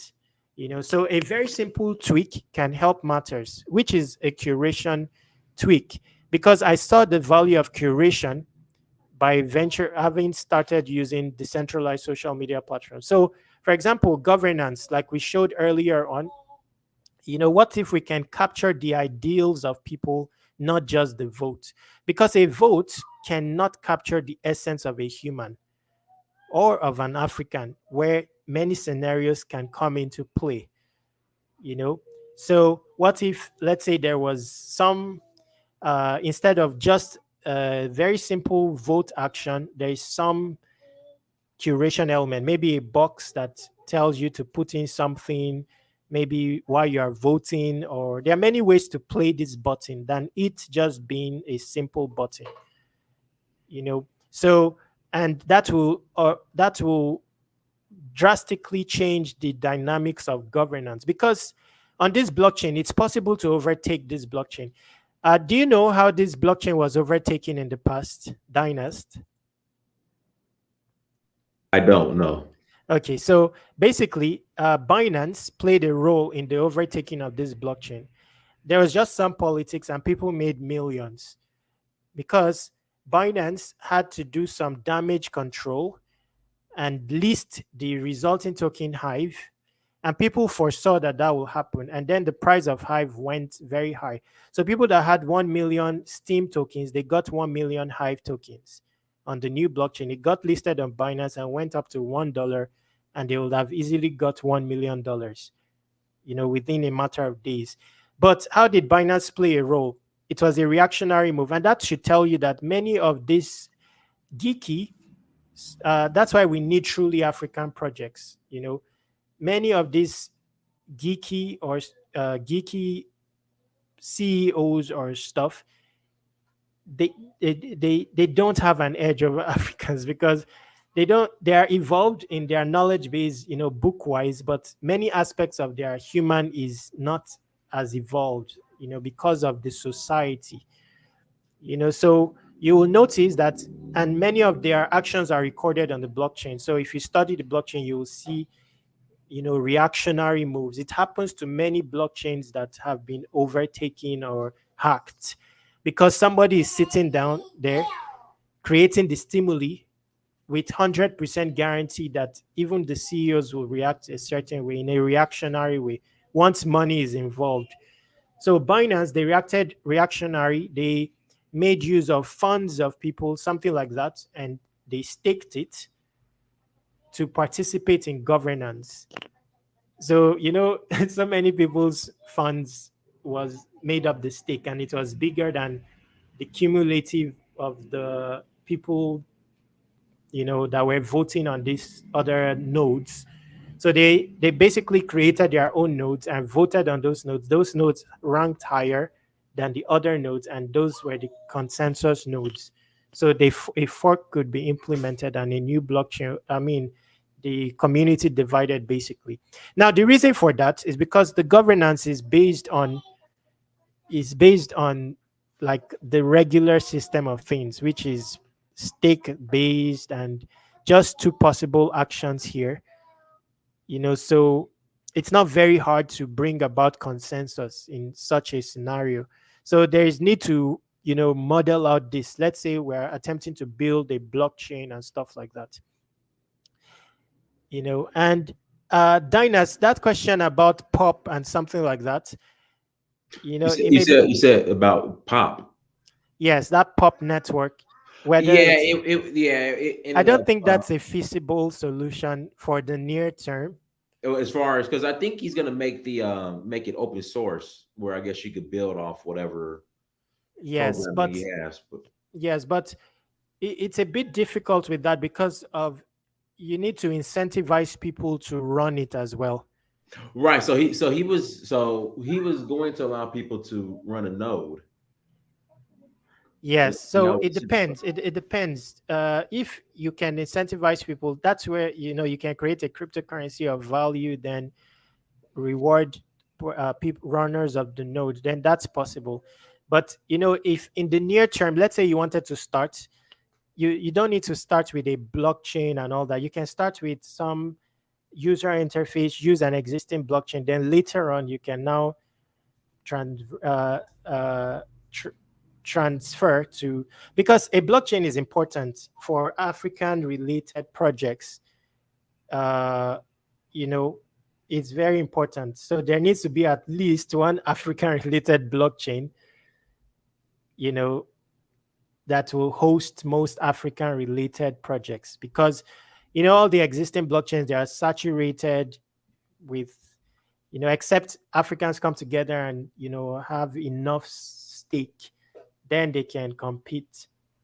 Because if you look at this blockchain, for example, when I was running a node on this platform, I was the only African that was able to climb the rankings, and not to the top, to maybe top 50. I was the only African. The other, nobody got, because there's a general, sentiment that even for programmers, there are many programmers on this blockchain, but they are not elevated. All these are US bound. Many of these node runners, because they would see that, oh, you are lower, stuff like that. It's replicated on the blockchain. So hardly, right? Like right now, I doubt none of these top consensus nodes are African. You cannot see one African there. So there needs to be, and it's possible for connival and all that if they, so there needs to be a blockchain, but that's for the future. It doesn't need to happen now. Like let's say you wanted to start a platform, you can start with a user interface that uses an existing blockchain, maybe Matic or Avax or even Ethereum, and start there. At least the platform will be running. Then based on interest, you can then transition onto a blockchain and then transition your tokens and the application to the blockchain. Okay, but I'm going to give you, it's almost ready. It's just because of some weakness, but I was working on it today, and Hey, can you? I'll So deliver are it. you speaking on your proof of tiers blockchain? No. Like for me, I'm not going to start with a blockchain, but a blockchain is part of what I want to create, but not at the moment. That will be in the future. Yes, Okay. but proof of tiers. Yes, so the last platform is called Macro Hard. So I saw a lot of limitations with, so one of the core industries that people struggle with, and I believe it's important for everyone, is the programming industry. The ability to program and all that. It deters people from building, for example, like the person I spoke to today, that's one of his issues. He was thinking, oh, he needs our programming knowledge and all that. So that's one industry that needs to be tackled. And it's tangible to people who want to build a dream. If you can program, you are very much empowered.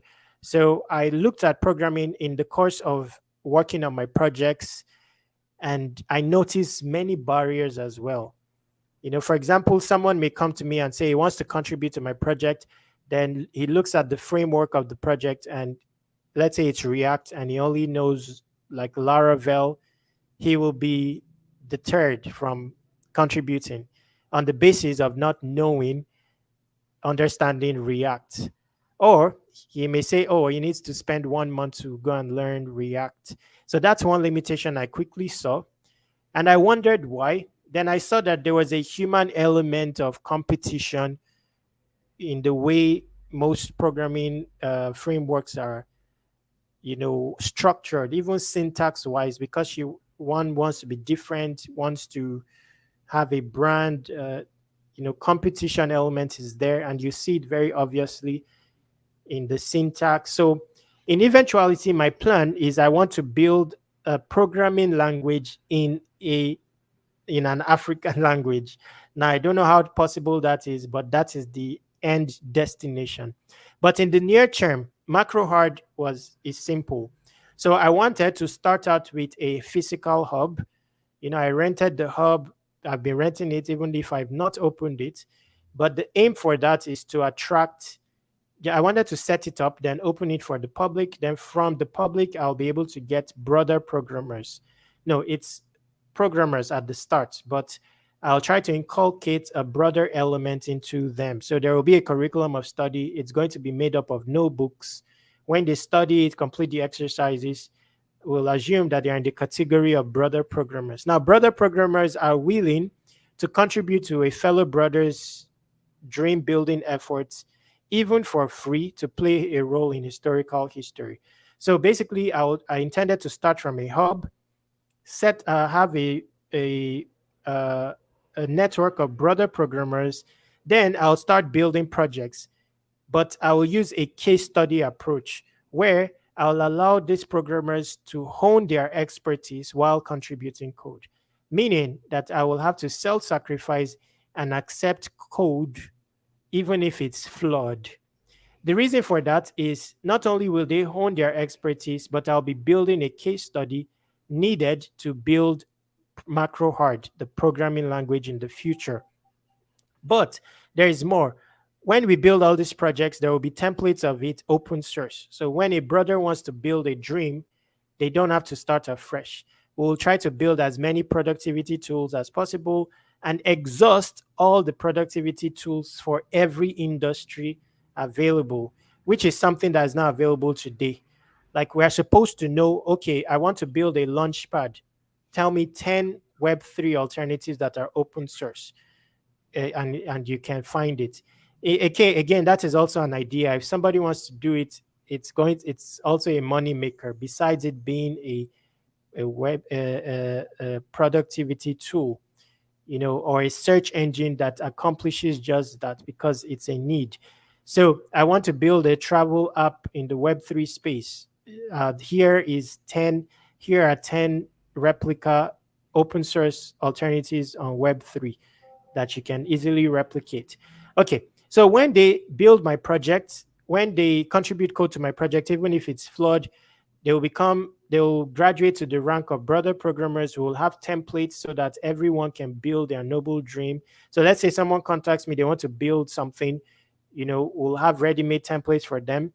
And we'll only encourage that they incorporate a ulog element, so that we can rank that content on the search engine. But there is more. Another limitation I saw besides the language barrier with programming is there is a wide gap between non-programmers and non-programmers CEO and programmers. And there is no industry today in the entirety of the world tackling that idea. Basically, to bridge the gap between non-programmer CEOs and programmers, there's a gap there. Let me see if I can find that gap. Okay, so I'm still sharing screen. Let me see. So that is like the project model for MacroHard.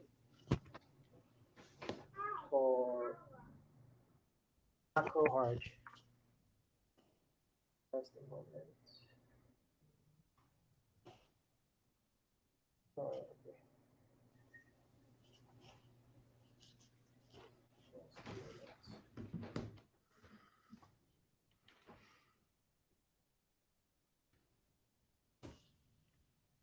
Okay, so here, 4 years ago, is there an opportunity in the world today that creates need for MacroHard? Let me see. Okay, just a moment. So I have a draft, and these are also case studies based on contributions from people. So here you see further an understudy of the micro-programming approach to project development. So I developed a micro-programming approach to solve the issues that non-programming non-programming project owners have, because I experienced it myself at the early stages. I didn't know anything about programming. So this is one thing that made me start looking into programming and noticing that there are limitations there. So I created like a micro programming, what I call micro programming. So I'll explain that later on. And you'll see here a recent case study of 2 accomplished microprogramming tasks. So these were code contributions to ULOGGES, the project ULOGGES, and I use it as case study. I'll tell you something that happened here that was marvelous, that cemented the need for this. It's where a programmer that did not know React, he did Laravel. I was able to convince him that I would rewrite the algorithms in a way that is hierarchical, simplified, and he will be able to contribute code. And he was able to, even though he didn't know React. So I'll get into that later on. So this is, let's see if I can find it. Macro art currently 6. We'll code it swag. I'm just trying to look for the project model. We will teach as much.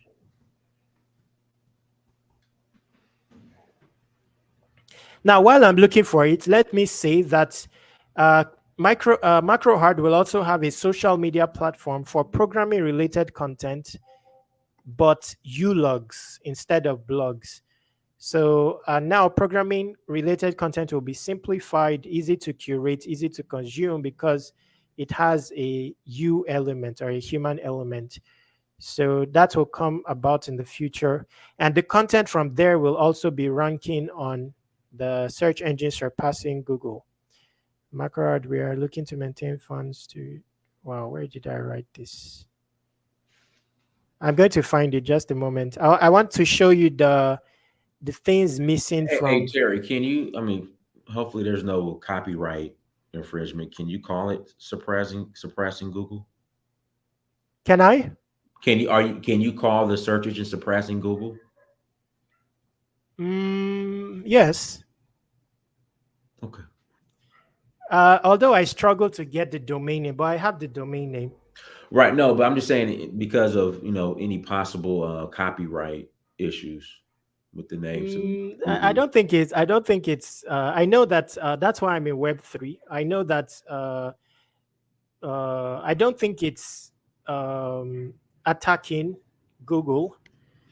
Google, according to me, is according to the world. It's trademarked and stuff like that, but not according to me. Google itself is a generic word. Google, is what you use to see stuff and stuff like that. It's an English word, generic.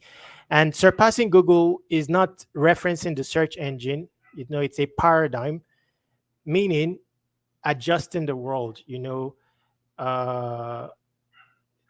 Let's assume that Google influences the world to a high measure, and I want to adjust that. Hence the name surpassing Google. So the meaning of it is what I showed earlier, removing all barriers to entry from everything good, that everything good may become available to anyone. And, if they come for me, then I'll be on Web3. They will have to tackle that. So that's why I ventured into Web3 domains, so that it's not censorable on Web3. On Web3, however, I have a TLD called surpassing Google, surpassing Google. So that's it. When it comes to that, we'll deal with that when it comes to that. But it was possible to get the URL. If you go to Namecheap, all the relevant Google URLs are protected. So since I was able to get it, I don't think it's an issue. But it may become threatening in the future. But if you go to Namecheap, you can still get some Google.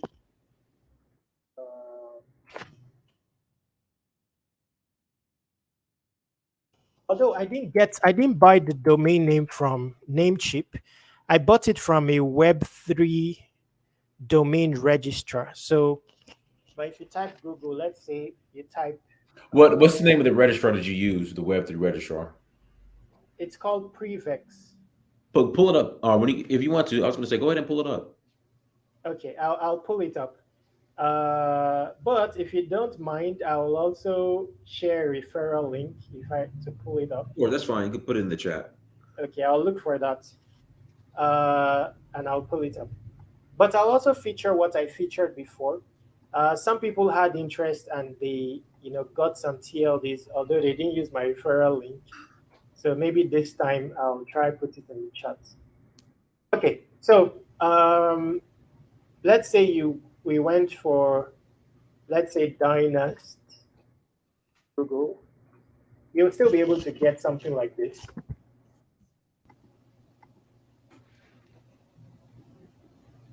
So this is available, but it doesn't mean that, let's say you got this and in the future Google owns the world basically, so they can decide to come to you. Now if you got it from Namecheap, they will simply go to Namecheap and remove it.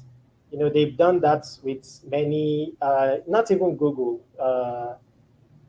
smaller entities of, or let me not say Google, governments can do that. They've done that with many domain names, out of Namecheap, GoDaddy. So maybe I should feature the other platform.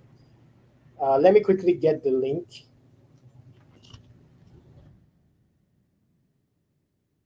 Where I got the TLD. So it's now possible, it's now possible to get a TLD in Web3 and become a domain registrar. So I'd like to feature that right now. I'll just get the link quickly. So you can find the link under most of my videos. Let's see. Just a moment. Okay.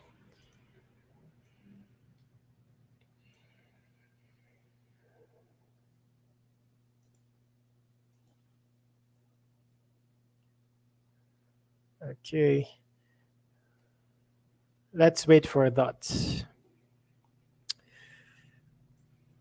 Where is it? Okay. Okay, so Dynas, I'm going to share this with you now. Okay. Okay. So let me show you. It's also on the screen,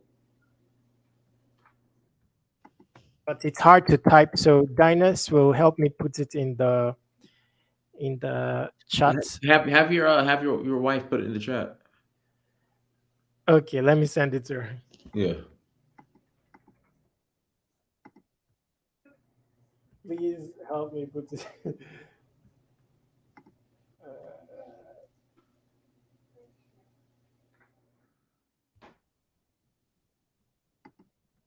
Just help me add that if you want to get, if you want a Web3 TLD and the link. Okay, so what I mean is, like I came here, and what I got is this. Dot surpassing Google. So this is the TLD I got. So right now, if you search that, you'll see that it's unavailable. However, if you wanted to buy a domain name associated with my TLD, it will look something like this. Surpassing Google, and then you will get it. So let's say you got this, I get a royalty as well. So you can also create an entire venture around this. So let's say I got surpassing Google, it's my TLD. I automatically become a registrar. I can create a venture around this where I'm selling domains similar to what Namecheap is doing. So whenever someone purchases Terry.surpassing Google, I'll get a royalty from it. So there are many things you can do with this. You can also create an application and protect it, such that usernames on the application are of the surpassing Google variant. So before users can use the platform or avail of certain perks on the platform, they will have to purchase the domain name, such as Terry.surpassing Google. So so this is what I did. At the very least, I also have surpassing Google.eth or ETH. So there are also domain names on Ethereum. So, but this is the platform that allows you to have a TLD, or you know, you can't have .com, because .com is protected, but you can have many others like .lizard, .trust, .search for Huru, and all that, .easyfarm. So yes. Okay, so what did I want to say? Yes, and this platform is in a state of evolution. It's a new platform, and it has a good roadmap and all that. Now, this is another project that anyone can build. If an African builds this, targets African related TLDs, that's very powerful as well. So these are some of the things you can do in Web3.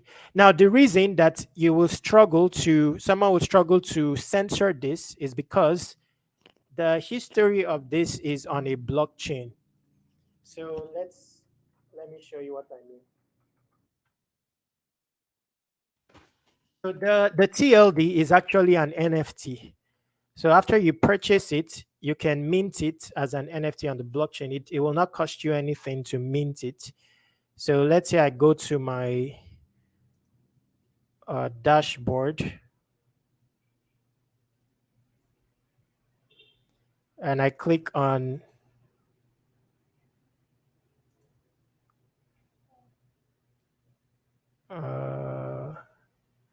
okay, so I've already minted this. It's actually an NFT. So let's say I wanted to sell it on an NFT, you can list it on OpenSea. So let's say I sold this, ownership of this TLD will be transferred to another person, and whatever is associated with it. So this is a representation of it as an NFT. So why it's difficult to censor this is because NFTs are stored on a blockchain and in a wallet. So before you can censor this, you either need to find the owner of the wallet, and enforce that they give you the keys, or you tamper the blockchain. Now, this is on the Matic blockchain. It will be a struggle to tamper this. So those are some of the luxuries you have with Web3, and it's still an evolving space. There may be more, capabilities with this in the future and all that.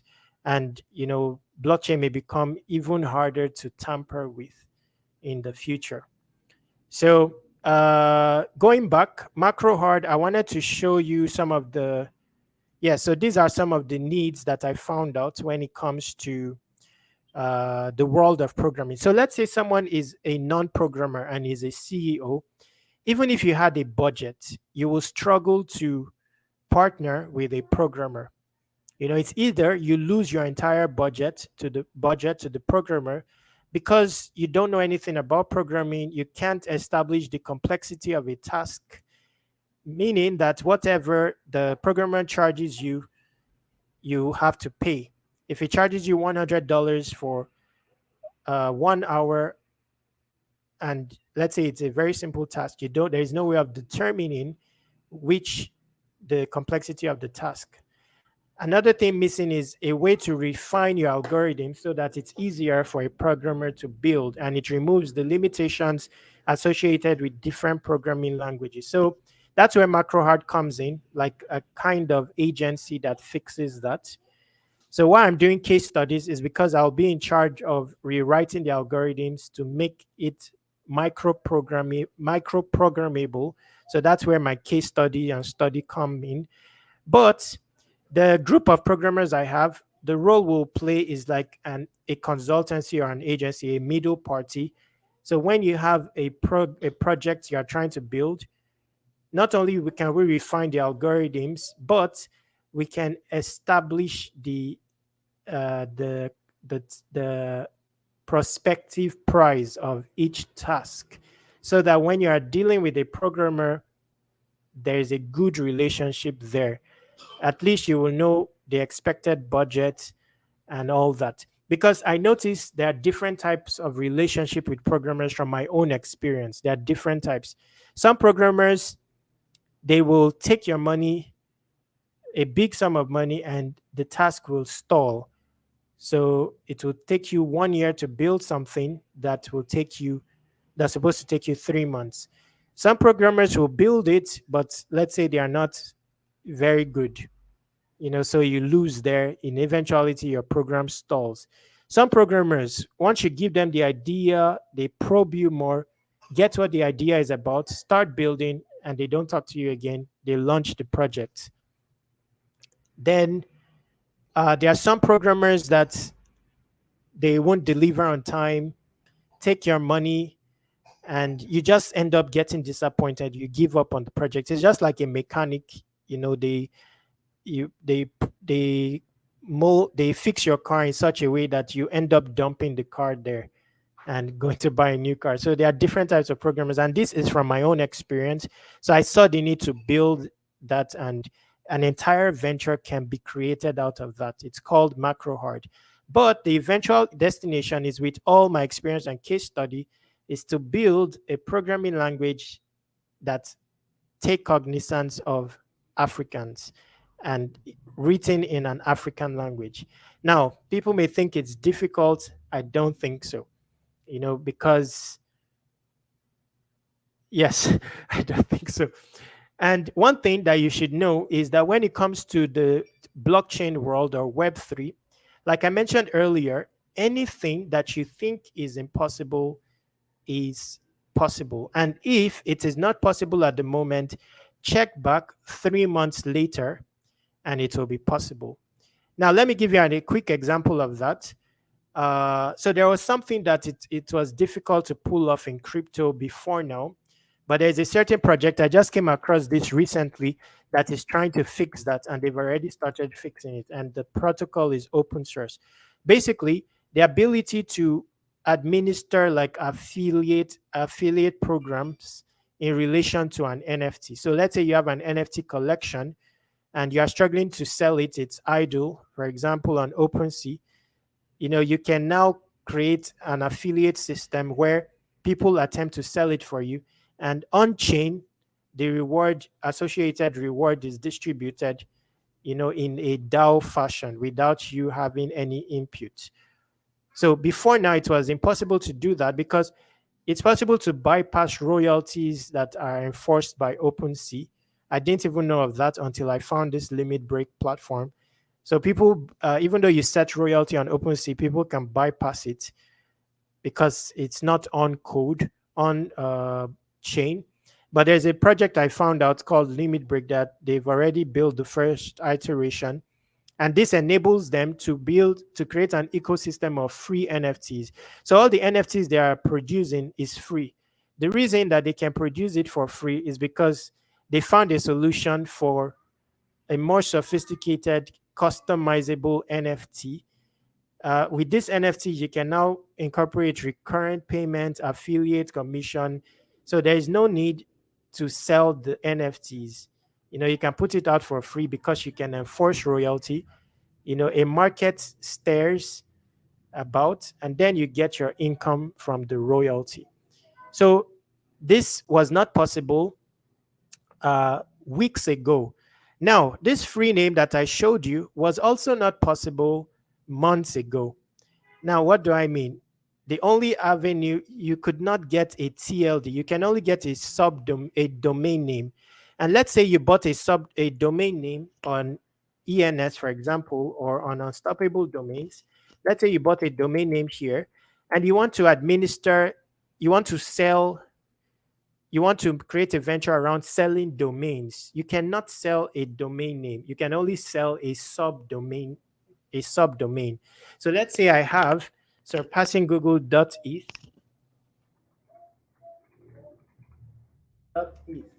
And I wanted to create a venture around selling domain names. I'll only be able to sell terry.surpassinggoogle.eth. And the process of setting this up to where you can sell domains is not like a few clicks, like if I was to do it on Freename. On Freename, it's a few clicks, just set royalties and anybody can do it. But with this one, it's very difficult to set up this because you need like a third-party smart contract. It's called a wrapper. and you struggle to find that and one that is sophisticated enough. So, okay, I found one called ESF, and this will allow you to deposit ownership of your domain, the parent domain, into a smart contract. And you'll see it's because it's cumbersome, it doesn't have much traction. So only 36 wrapped domains, amongst the ENS domains using this tool to sell subdomains. But free name just came about recently, and I saw the narrative. I liked it because it's a powerful narrative. You can create even $1 million venture around that. All you need is a solid platform, a solid page like this, similar to Namecheap. If it's African oriented, for example, you start selling, you get the extensions like, dot agbada, dot fufu, dot. In fact, someone in the last video got dot fufu, stuff like that. And you create a landing page. But free name, if you look at their roadmap, they already have that in the making. And this is also open source, so someone can easily build something like this without starting afresh. So if you look at their roadmap, they already are creating, like, you can already build a landing page incorporated with widgets in their according to the roadmap. So when they do that, it will just be very powerful. After you buy your TLD, you create a landing page and start selling domains directly for the TLDs that you own. So very powerful stuff. Now, the final destination, let me just quickly show you, is teardrops. So I needed to create a token that can succeed whether bulls or bears, because humans are involved. Now, this is in a bid to make this cryptocurrency African. Now, what did I do is break away from the jurisdiction of bulls or bears and then incorporate a human element. And it became possible with teardrops. So I started teardrops with a publication as well, introducing my intention to reward people with a token called teardrops, disassociated tears from the narrative of sadness and associate it with breakthrough. Then I was asking for insights or suggestions on how to reward proof of tears. Now, people interacted. There was a lot of comments, but not to my satisfaction. What people did was they were taking pictures of their tears and posting it. So I had to keep on thinking. The hashtag started, people loved it, people started posting different arts and all that. In fact, those pictures I showed earlier depicting my dream, it started out on that hashtag. But at a particular stage, insight arrived for what proof of tears is. And I don't know, let me see if I can find it quickly.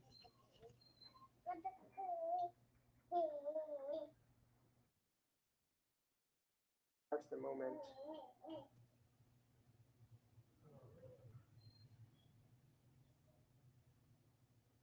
So basically, people were doing all this art, all this, trying to capture what proof of tears is.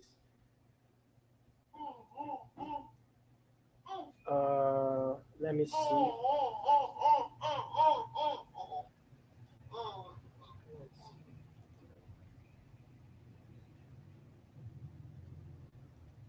But all my domains are down.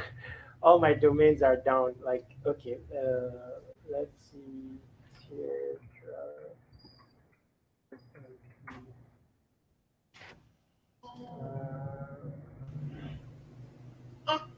Wow. Just a moment, please.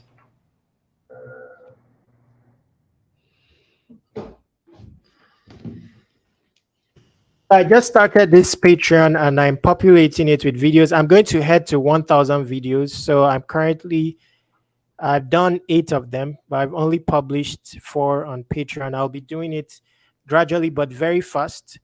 I'm hoping that within 2 months or so, I would have covered the 1,000. So I'm trying to look for an article about. Then quickly, legitimate illiteracy, that's a school. It's an entire curriculum aimed at revealing the rare intel contained in the notebooks. This particular intel is essential for a breakthrough in human. This particular knowledge is needed to surpass Google.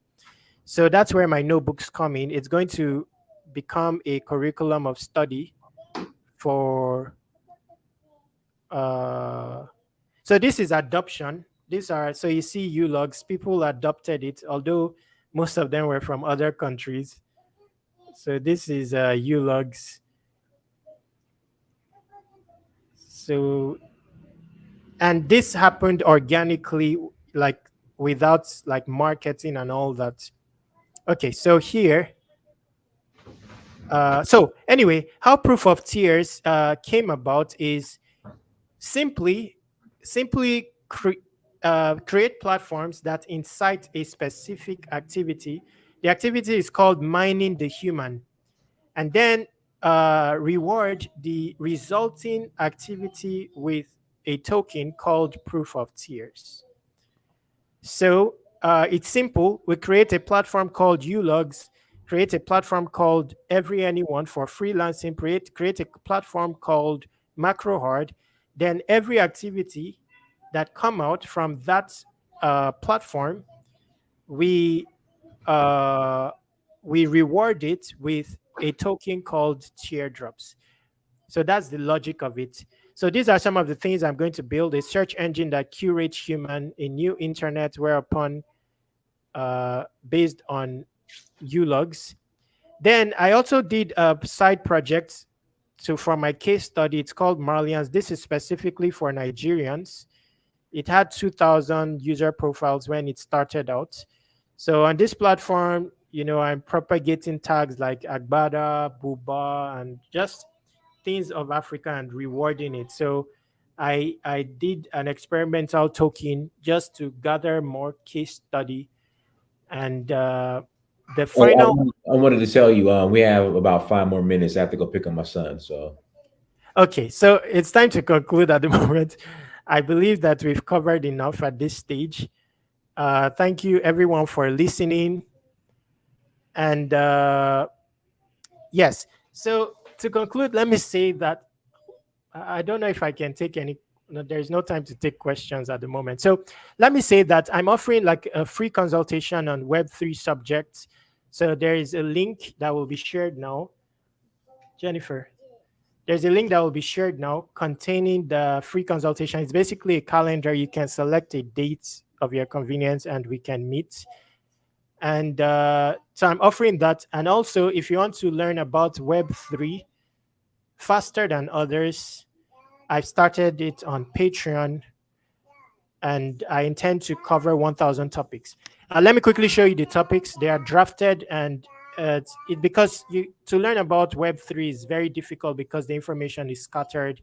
So I've gathered it in one place with a path, and then I've divided it into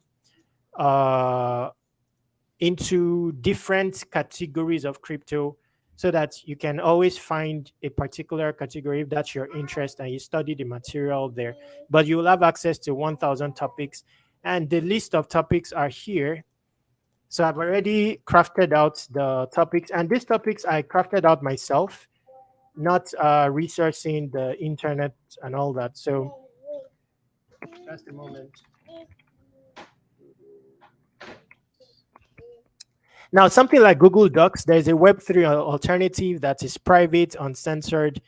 If you want to know about that, we can also discuss that in consultation. It's free. Now, everything that you have in Web2, you have in Web3, but more advanced. So if you want a form, for example, that is published, that is encrypted and is uncensorable, you have that in crypto. The powerful thing is that most of them are incentivized with a reward, so you can also earn cryptocurrency by using them. So if you see the topics here at the beginning, it says understanding crypto quickly. So this is the order in which I'm putting it on Patreon. I showed the Patreon earlier on. So the videos are here. Now the proceeds will go towards my hub, fully setting it up and opening it up. It will have programmers that will enhance your ability to build and all that. Once I can open it up, furnish it. I've furnished it to an extent, but not enough to, open it up fully. So I'm going to be publishing it there. And so, yes, the membership here is $50 basically. Now, the topics is this: understanding crypto quickly, 9 topics. So if you scroll down, adjusting mentalities, crypto isn't money, 11 topics. Cryptocurrency wallets, 11 topics. Crypto is peer-to-peer, is a peer-to-peer ecosystem, 9 topics. Then DeFi and CeFi. So most people, they don't have an order. They always find crypto only based on the money side. So they don't venture into dApps, NFTs, and they don't see the beauty of crypto. So here you see DeFi and CeFi, centralized exchanges, 15 topics, an overview of the types of crypto transactions that you can accomplish on centralized exchanges, 11 topics. So when you go towards the end, so earning your first cryptocurrency for free, like I said, I earned a lot of cryptocurrency myself for free without purchasing it. What to do with your first cryptocurrency, looking at the utilities of cryptocurrencies, then NFTs. Then when you go towards the end, you will see that the destination is in you building your own cryptocurrency project or NFT project, and also incorporating crypto or NFT into your existing projects so that your existing applications become, your existing projects become Web3 capable. You know, if you are struggling with fundraising on your existing projects, you can raise funds in Web3 even easily than other projects because you already have a working project. And I can show you case studies of 5 projects that have recently transitioned to Web3, existing projects that incorporated Web3 and how they went about that. So fundraising to bootstrap your crypto projects, there are 14 topics there. Fundraising via crypto, 11 topics. Fundraising via NFTs, 7 topics. So that's about it. So if you want to learn about crypto, that's the route I'll say you take, Patreon. But if you want to have best of both worlds, Patreon, anyway, let me just recommend Patreon because that's relatable at the moment. My NFT may be difficult to get if you are not versed with crypto. So I'll just leave it at that for now.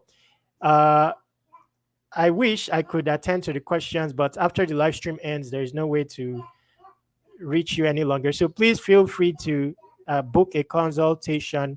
My email and WhatsApp is also available. Thank you very much, Dynast. No problem. Thank you, everyone. Thank you so much for joining. Like, share, subscribe. Until next time, family, Dynast Amir, Search for Who. We'll talk to you soon. Bye-bye. Bye-bye.